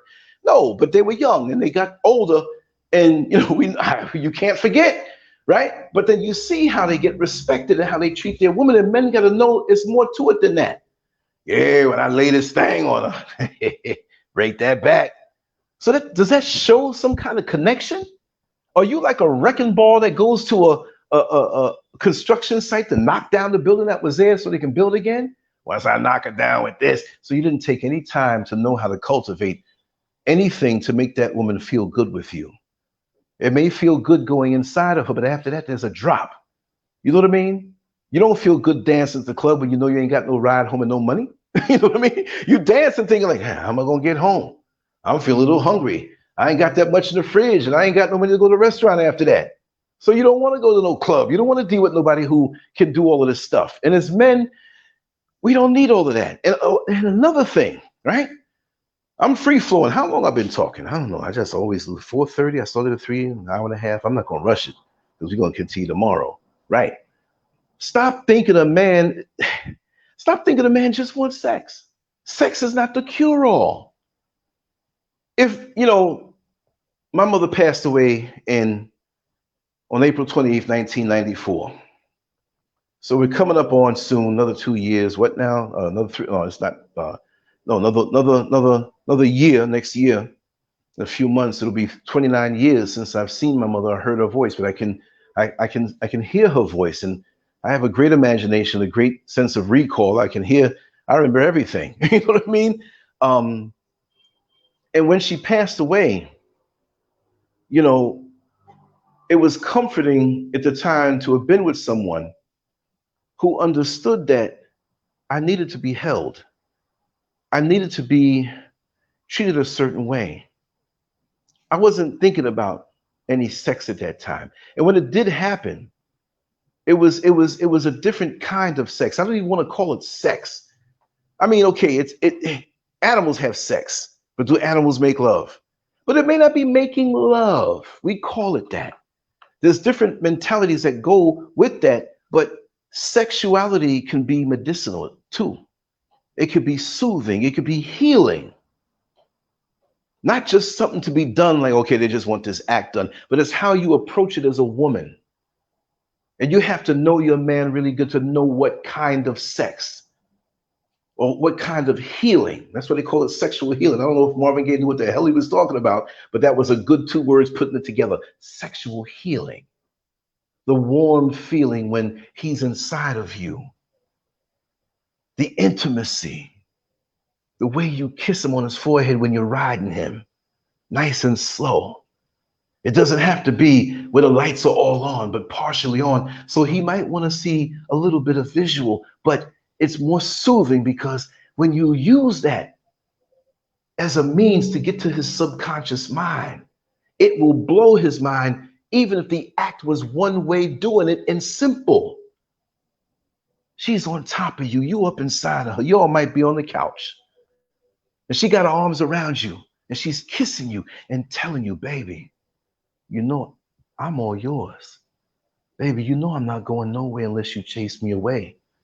Baby, I really love you. And I mean that in every sense of the word. I will do anything for you. While he's feeling that vagina clamped around him nice and moist, you reach around and squeeze his balls a little bit and tell him, tomorrow I'm going to cook a nice dinner for you, baby. I know you're a little tired. I know you're a little hurt. The brother might come fast. So what? Let him sleep. It ain't about, oh, I got to get mine. Say, baby, it's okay. I will be here. Trust me, baby. I will get mine. But I want you to rest because this is your home. I'm your woman. And don't jump up to go do something else. Lay there with him for a while. And that goes for the fellas too. Man, I got that nut, man. I had to get on up out of there, man, and go by my boy house. And she'd never let you come back over there no more. It's crazy. But that's how we use sexuality, and that's how men need to use it too, to the woman. When you eating her pussy, don't do it the same way you did it to women years ago, like a one size fits all. Learn what she likes. When you lick up under the right side of the clit and her right foot jumps, put that in your head. Okay, I got a response from that. When her butt cheeks are tensing up, because she's reaching for more pleasure from what you're doing. That's good. She's not going to tell you. You're supposed to know this. File it away. You ain't sucking 10 other ones. Hopefully not. You got a death wish, but learn how to treat your woman. But it's not just a physical technique. It don't mean you can't talk and lick at the same time. That you can't tell her, sweet, look at me, baby. Look at me. I got your juices all over my face, and I'm wearing it as a badge of honor. Because for you to have your juices on my face, it's the best. Just tell her things from the heart. Don't be afraid. This is your chance to get into her subconscious mind, not for anything devious, but to drive it on in. And so some dudes, man, don't be doing no shit like that, man. You're going to drive that bitch crazy. No, you're not going to drive her crazy if you intend to do the right thing. She's going to want to reciprocate, and wherever it's needed. Your foot might be hurting and she wants to massage it. It don't have to be tit for tat, where it's just a sex thing. But when you let her know, cater to her, let her come real good and hold her and whisper in her ears while she's dozing off. If her eyes are wide open and she's still sleeping, talk to her. Put things in her head. That's when it's open, a window of opportunity. But most men don't know how to use sex in a good way. And some will say sex magic. Yeah, it's supposed to be damn magic. Ain't nothing devious. It's only devious if you have a devious intention behind it. And when that man comes to, and you done went in the kitchen and whipped up his favorite thing, and maybe you wrapped it with plastic over it, you know, flies fly around. We don't want nothing on the food. Decon don't always work. There's always that one roach that wants to come back around. Wrap the food, go back in the bed and lay with him. And when he starts to wake up, don't wake him up, just let him sit there. Put his dick back in your mouth and just make him feel the warmth of it. You know what I mean? I call it aftercare. That you just don't have an orgasm, just jump up. The only time you jump up is you have to go jump up and go have to pee.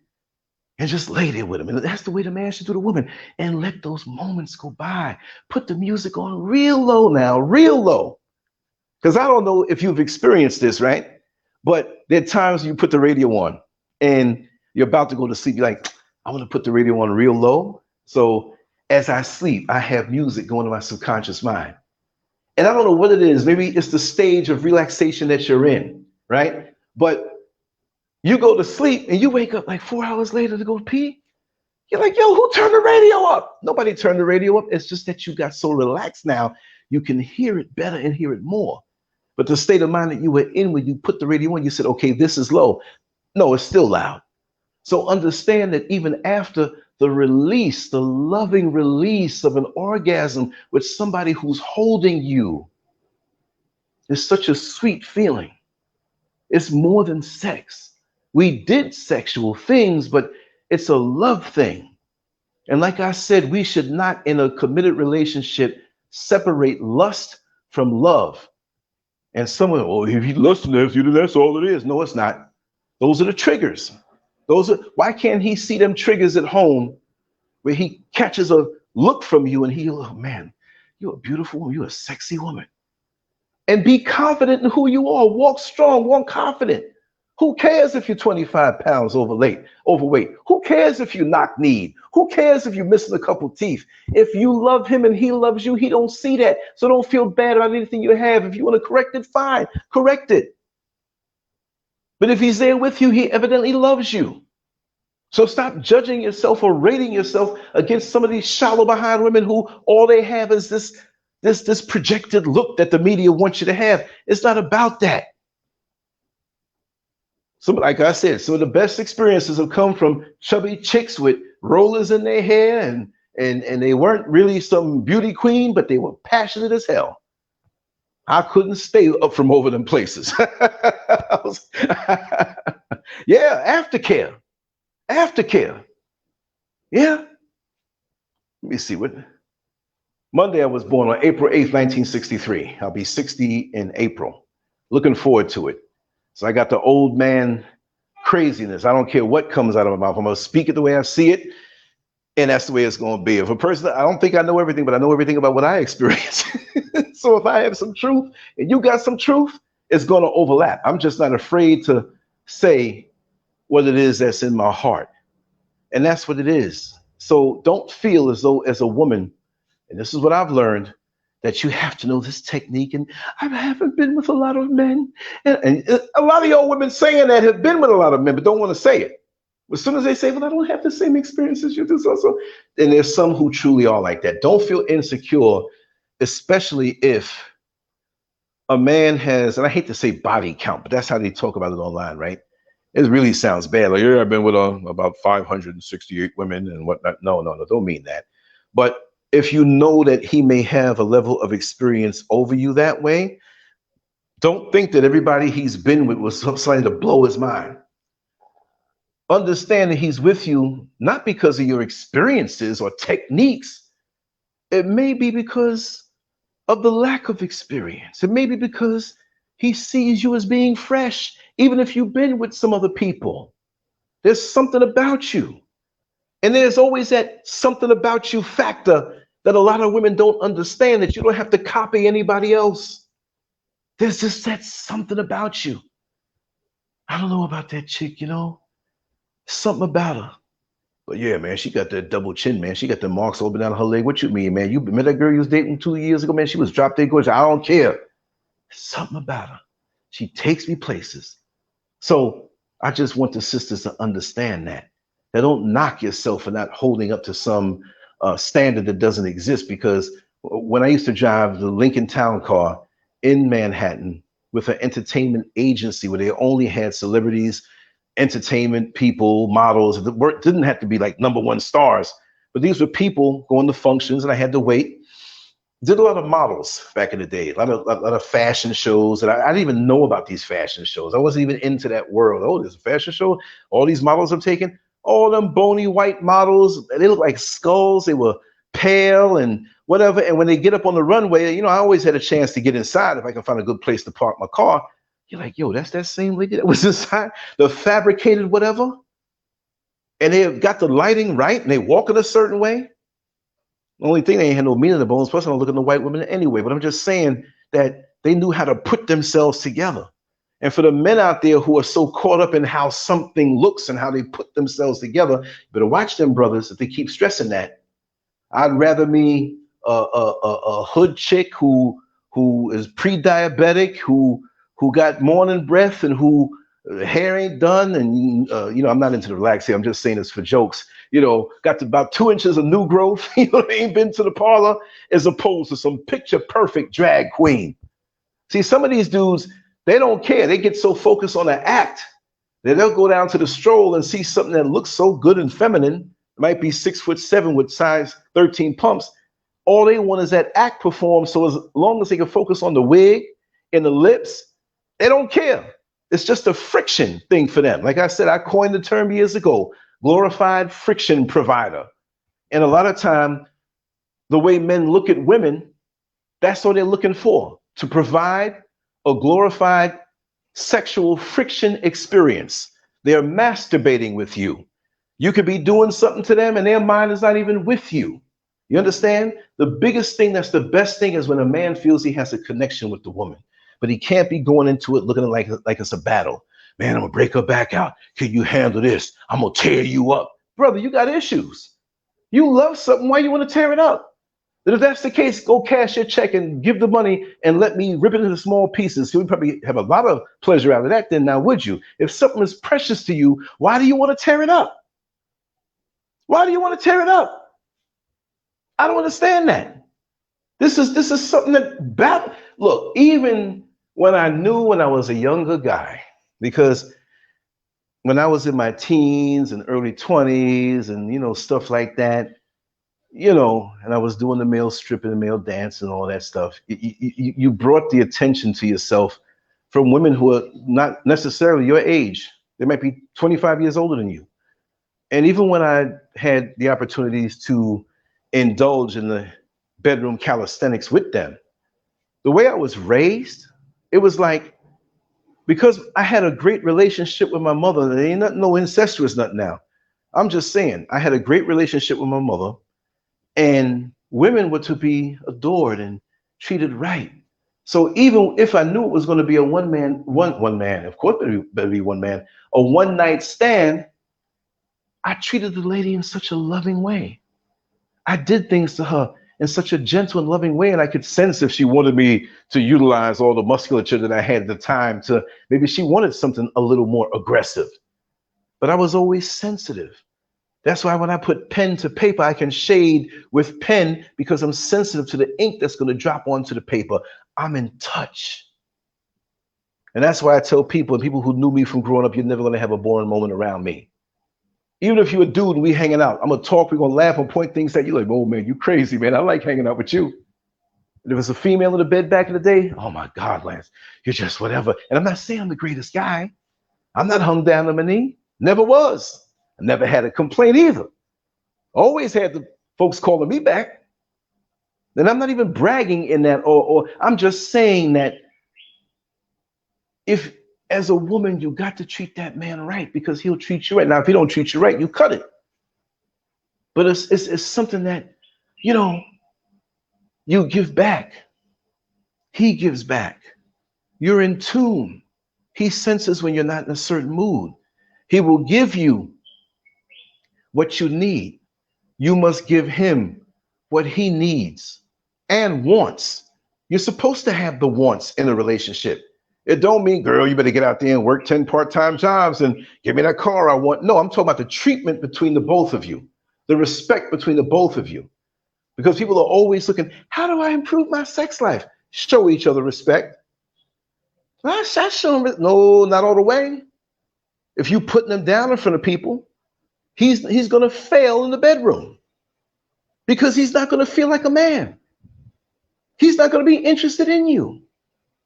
But he may run into somebody who treats him with respect at a distance and he gravitates toward her. It doesn't mean he's going to run with her, but it feels damn good. You should be the one giving him the most hugs. You should be the one. It's not about, well, how much time I gave him head this week. Let me tell you something. You can suck my dick every day. That ain't going to make me love you. You know, if that's all it is. I'd rather you not do that and really touch me in my soul. So when the time comes when you do that, even before you clamp your mouth down on my thing, my toes are spread and I'm in ecstasy, just feeling the breath out of your mouth before you even touch it because of the respect and honor that you give me. And this is what a lot of men don't understand. This is why they don't get that feeling from this old fast when they can throw $5 to a little crackhead and get something done. Well, it felt good and I came, but something's missing. That's like eating food that has no calories. That's like eating chicken that got no protein. That's like eating pasta that has no carbohydrates.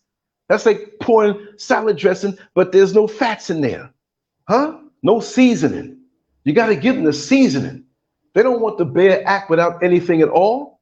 And after a while, he's going to wonder what the next person feels like because he ain't getting nothing from you. So it's not just a matter of sex.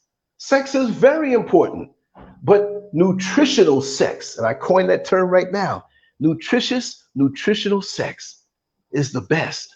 And when you have a good meal and you get the nutrition that you want from that connection, guess what? You walk around full and satisfied for a while. Now, maybe every day, every other day, once a week, whatever have you, we all have different cravings depending on our nutritional needs, if you know what I mean. But once you have that substance, holding hands together, walking down the street is orgasmic. Putting your arm around the waist of your woman and walking down the street and understanding how precious she is to you. She keeps your esteem up. You should be working on your esteem, but things that she does keeps it up. You walk the streets like a king. And you got to understand when you shine like this as a man, and ladies, you need to understand this, and this should not stop you from giving him that shine, from making sure that if he didn't iron his clothes right, you find a wrinkle, you'd say, come on, take the pants off again, whatever, let's just do this over so you look good. There are women outside who will see the shine that you helped to give. And it doesn't mean that you gave 100% of his shine. He's got to take care of himself to shine to be attractive to you. But you give him a little more icing on the cake. And women see that. And they see him glowing. And they're going to want to take him. But if you help to make that shine and you're not tearing him down, being disrespectful, He understands where that extra polish comes from, and he will tell them, listen, you like me because of the way I look. You like me because I seem to be well fed and well rested and quite content, and that's intriguing to you. But the only reason why I have such shine is because of the woman at home. If I didn't have her, you probably wouldn't pay me any mind. And maybe you might not want to give to me what she gave to me. You see what I mean? So that's what we have to understand, right? And we got to do that for our woman because the sharks are out there. And we got the men out there. Now, in the beginning, they used to say, hey, girl, are you married? And she says yes, and that's all it was. But you know, men are grimy. And some of the females are too, but some of the men, this is what they'll say. Oh, you're married? And you know what they come back with? Are you happily married? So what's that mean? So you trying to mess with me if I tell you as a woman, I'm not a woman, I'm just saying it, paraphrasing it, that I'm not happily married. So you telling a strange man that I want you to approach me. No, it don't work that way. See? And you need to, when you are completely happy, it's no problem saying, listen, yes, I'm married and I'm happily married. I ain't looking for nothing because my plate is full at home. My cup runneth over. Only if it is, because these sharks could sense it. They could sense it. You can say all that if you want to, but they know. And they see the glow and they watch. And see, they want to steal something that's in progress that doesn't belong to them. That lots of times now, you know, we have all different types of financial situations. But let's say that woman is dependent on her husband on a financial level, right? So this guy's trying to get at this woman who says she's married and happily married, but maybe he tries to force the issue. And then he finally gets with her. Did he really want her because he loves her or interested in building with her? When he realizes this woman doesn't make much money at all, that the money that she's enjoying comes from the husband, but because of their committed union, it don't matter who makes more. It's about both of us building. And so that next man don't want to deal. Oh God, she has these medical bills. It's so much. And you know, the car that she drove belonged, and now she's with me and I got barely can hang on to one car and she needs one for, oh God, what did I get myself into? Man, leave it alone. Leave it alone. Build and learn who you're dealing with and build from there. Even if you both don't have nothing, it's a nice feeling to know when you built something, the both of you did it, the both of you were committed, and there's always going to be energies out there that try to break you down. And you'll have some girlfriends. There's always that girlfriend.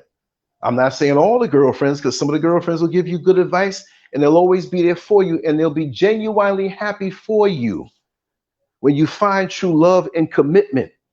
And again, still don't tell them every single thing, you know, don't tell her everything, you know, if you never know.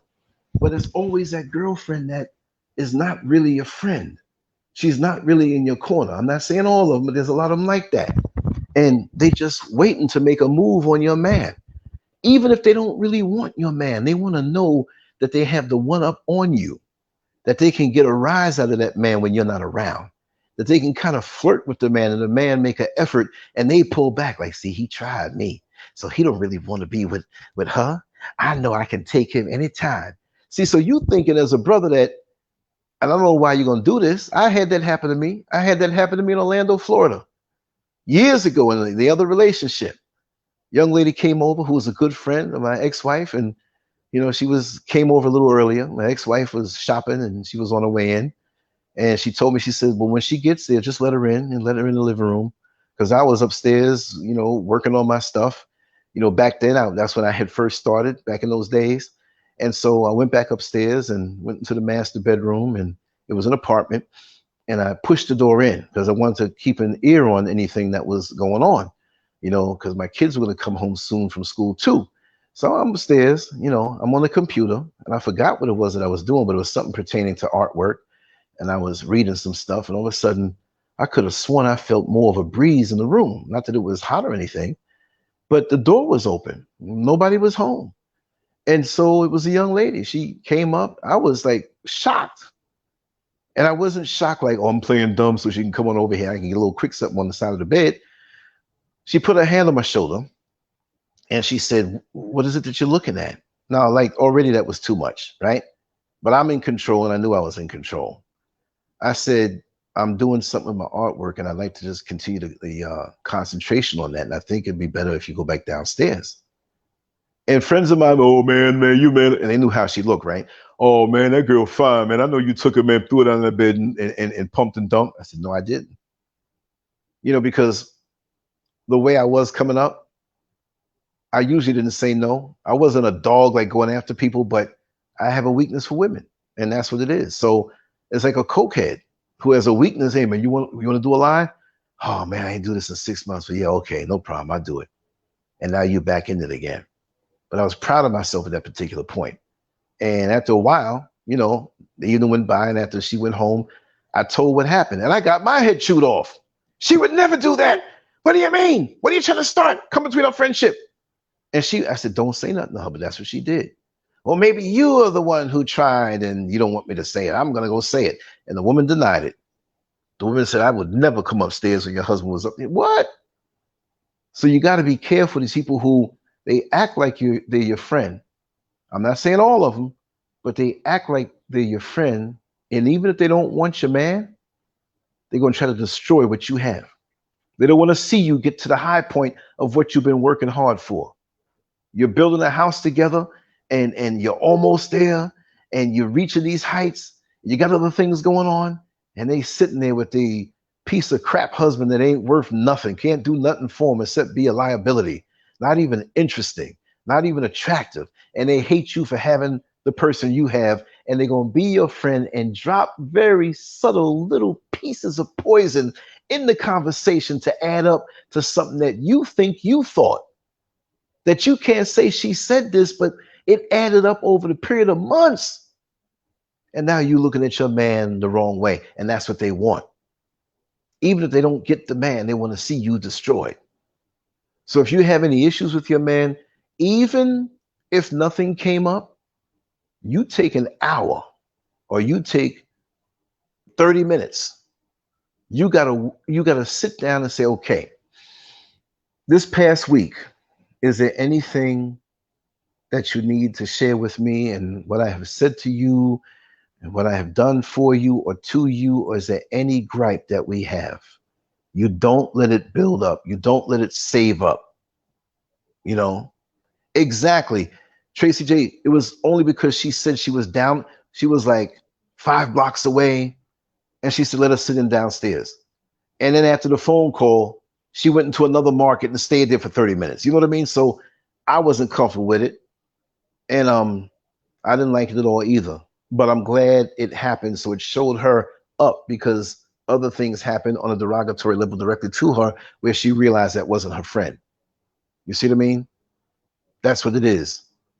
And I already knew, you know, my focus. Once I latch on to something and I'm focused on something, even in my days of doing bodybuilding, I was dedicated and committed to that on a total level. I might have sometimes gotten into things. And after about 17, 18 years old, I didn't. Before training. After training, bring it. Let's have some fun. But before training, I think I was 17 years old. Like I said, the girl came to my house. She used to come to my house every day.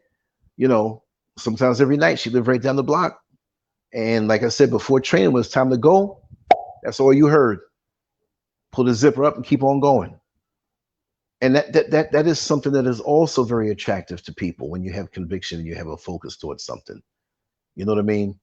So this is why I say when you see a man, you have to have somebody who has some kind of track record in something, some kind of hobby, some kind of work history, some type of something they've been doing to show you that they are committed and that they have a certain level of maturity and an interest in something.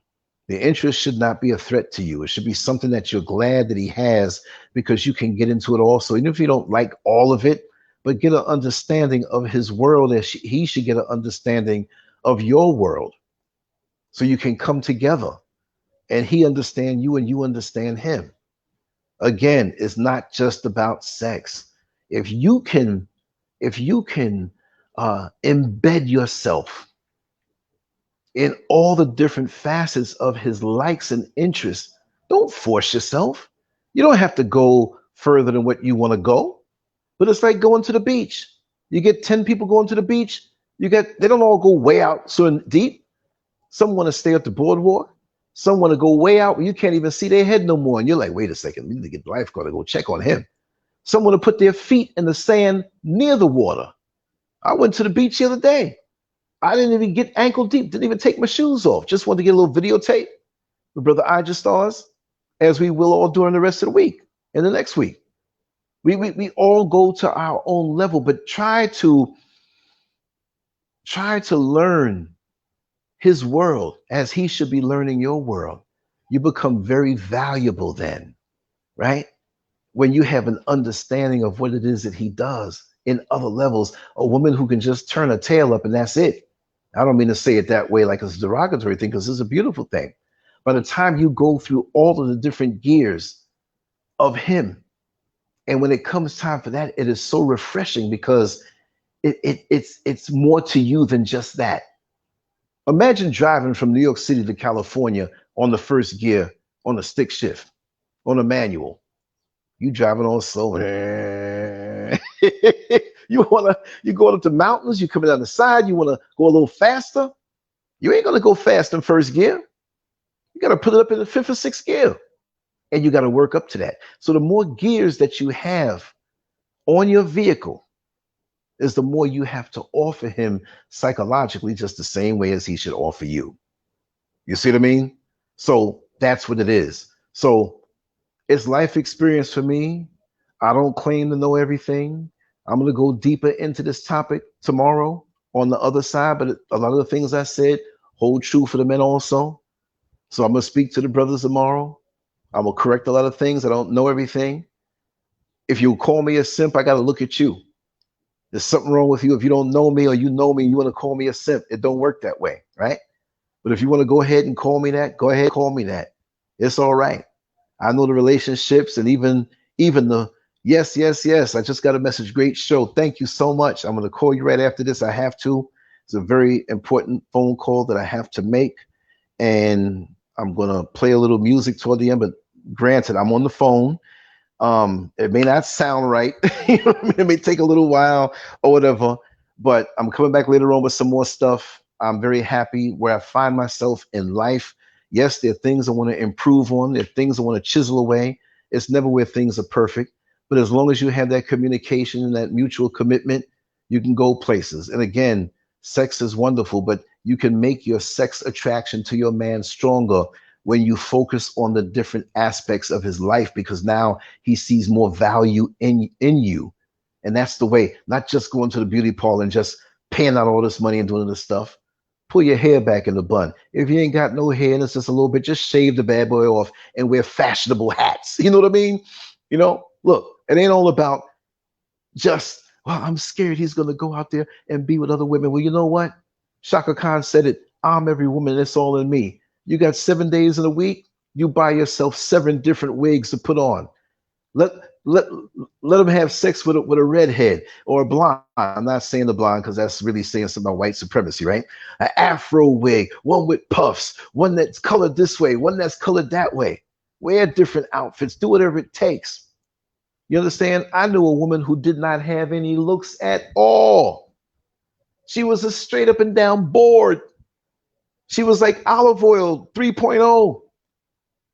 But she was a very sexy woman because she pulled out all the tricks. Just because you're a boxer doesn't mean you have to have a Mike Tyson knockout punch. Remember Jimmy Young from back in the 70s who fought Muhammad Ali and beat George Foreman? For the boxing buffs here, he couldn't punch his way out of a wet paper bag. But he did well. So don't be intimidated by the next woman's strengths. Don't think because you may have A negative cups that this double D woman who's plunging up out of her shirt is catching the attention of your man. You know what I mean? Because you might be blowing his mind on so many different ways. You see what I mean? It's that energy. It's the way that you, okay, let's say it this way. Fellas, whether you're married or single, ain't our sister, positively Angela, very sexy, righteously? when she talks and she puts so much energy into the words and speaks about the law. I'm not thinking something I shouldn't be thinking, but I'm a man too. And it's like, God, dog, could you imagine? I love and respect you, my sister. But I had to say that. We could sense the energies. We know what it is. The sisters can see a man who is drop dead gorgeous or whatever and see that he is, but know that, well, that's not my man and I have to keep my attention this way. You see what I mean? So we know what it is. We know what it is. That old granny that gives you advice, she might be 85 years old and her stuff is drier than the Sahara Desert, but she knows life. And she's there, that boy that's coming over there next to you, you know he gonna try you. He ain't no good. He only wants you for one thing. And you think, what does she know about wanting somebody for one thing? Let me tell you something. She 85 years old and sexually active from a little bit before 65 years ago. You be surprised. Ain't nothing new up under the sun. And they may not want to be as bold as using certain words and terms, but trust me, they know the deal. And if you can really open up the memory of some of our grandmothers and grandfathers, you'd be surprised at things they've seen and some of the things they've done. So when you have somebody who's an elder who knows what they're talking about, although they don't want to use the words you use, read between the lines because they have a lot of wisdom to share. No doubt about that. But yeah, I'm glad I put this one down and put this one out. I'm so happy to be here with you and spend the time. We'll be back tomorrow at 10 o'clock Eastern Standard Time, 10 o'clock a.m., Monday through Friday. I'll be working on a few things tonight. And like I said, it's a beautiful life. It's a beautiful thing. And let's just try to improve our lives incrementally in all areas because it's all interconnected. You see, people think that, well, I want to be a better lover. Learn to be a better cook. That makes the bed better. Learn how to keep your house clean, men and women. That makes everything better. Make the whole experience better. Just the same way when you go into a 5-star hotel and, you know, in the back of our mind, we're looking for flaws. I was like, what? This place is so clean. Man, I saw somebody drop something and the person who works here was there to catch it before it hit the ground. Ooh, the sheets are clean. The room, the AC, the temperature is just right. Look at the view. See, why can't you have that at home? Why can't you learn from what you've seen out there and have the same thing at home? But a lot of us think that it's always something on the outside, just the same way when Positively Angela was speaking, she was saying how, oh, yeah, we're looking for the answer out there, but it's inside of us. So when you see something that's impressive, bring it home. And for the ladies who may have a man who may have a slight wandering eye, but he's a good man, well, don't get mad at the woman who he looked at. If he's worth working on and salvaging, then find out what it is that she had on or what it is about her. And I'm not saying become something that you're not, but amplify yourself. Be that behind closed doors and as much as you can next to him. Where do you think if you have something precious that you're going to let it hang out there? No, you're going to fight for it. You're going to want to maintain it, but many of us don't want to maintain what we have. It's all good in the honeymoon phase, but we don't want to do anything other than just saying it was like that, you know, you let it go after it. No, I've seen couples who are up there in age and you can feel the passion around them. I mean, and this is a funny thing, right? It was, oh God, where was I? I was over at a friend's house and his grandparents were there and they happened to be in the basement. They were playing music, but they were the only ones left down there. And there was a couple of glasses or something that I had to go down there and get so my friend's mother could clean it up. And I went down there. A lot of men don't admit that their nipples are sensitive and they like to get it sucked. I know I like mine sucked. I ain't got no shame in that. I ain't no woman, but hey, there's nerve in this over there. The granny was sucking the grandpa's nipples and he was laying there, oh. I slowly backed up. I didn't want to interrupt their fun. It was crazy. Certain things don't ever stop. Cultivate, keep it like that. There's no reason why two people should be married, laying in the bed, afraid to touch each other. Years and years of not even having intimacies. It's not that sex is everything, but if you don't have that, you don't have anything. You know what I mean? You're supposed to build every category. But usually when you see that situation happen, there's some other major, major, major things going on. And on the flip side, you can't be with somebody just because of that. It has to be more than that. But anyway, let me get ready to run. I'm talking. Y'all know how I do. I hate to just stop like that. I'm on the phone and I like walking around like this. I got to find another device that will bring me a better way of commandeering these different aspects of putting on the music and putting on the banners and the things scrolling and everything. But it may take a second to come on, but I'll play a song. But anyway, much love to you all. Leave your comments. Let's discuss. And always know that you should check the community tab of the LANCESCURV YouTube channel, just in case I have to make an announcement on a postponement of a show, or if there are things that I'm uploading, you can check it there. Of course, I have everything on the website, but it has to be created first, and then it takes a little while sometime. Like right now, I'm going to go on and upload this show to the website. But if something happens and I have to run out and meet Mr. SCURV somewhere, it's not going to happen until later on. So, you know, always on YouTube, but always check the site and leave some comments actually on the site. Keep that alive a little bit because I have to make some changes here. And that was a taste of what we'll be doing on Patreon on a deeper level. And I'm going to be telling a lot of my old war stories, not to glorify that aspect of my life, but there are people who need to hear that to learn certain things. It's like, you know, it's like when you read an old Iceberg Slim novel or a Donald Goines novel, the old gangster stuff and pimp stuff. It doesn't mean that you want to get into that stuff. It's just that you can learn how people think because of those experiences. And growing up in New York City and from 12, 13 years old, slipping out to Times Square, getting around different people, hanging around people older than me and being nosy and going up in places. I have 5 lifetimes of stories to share with you. And if I can't use gynecological terms, I'm not, it's not like I'm not going to say it anymore. The person that I am today, I evolved from that, but I can still tell you what I did and we can learn from it. I rehash things and we learn, sometimes meditating and looking back and say, oh, this is why I am the way now because this happened or that happened. Well, you can draw from that. And I guarantee you, I'll have you laughing at some of the situations that I've been in. Y'all know how I tell stories. But anyway, much love to you all. Let me run and give a second for this.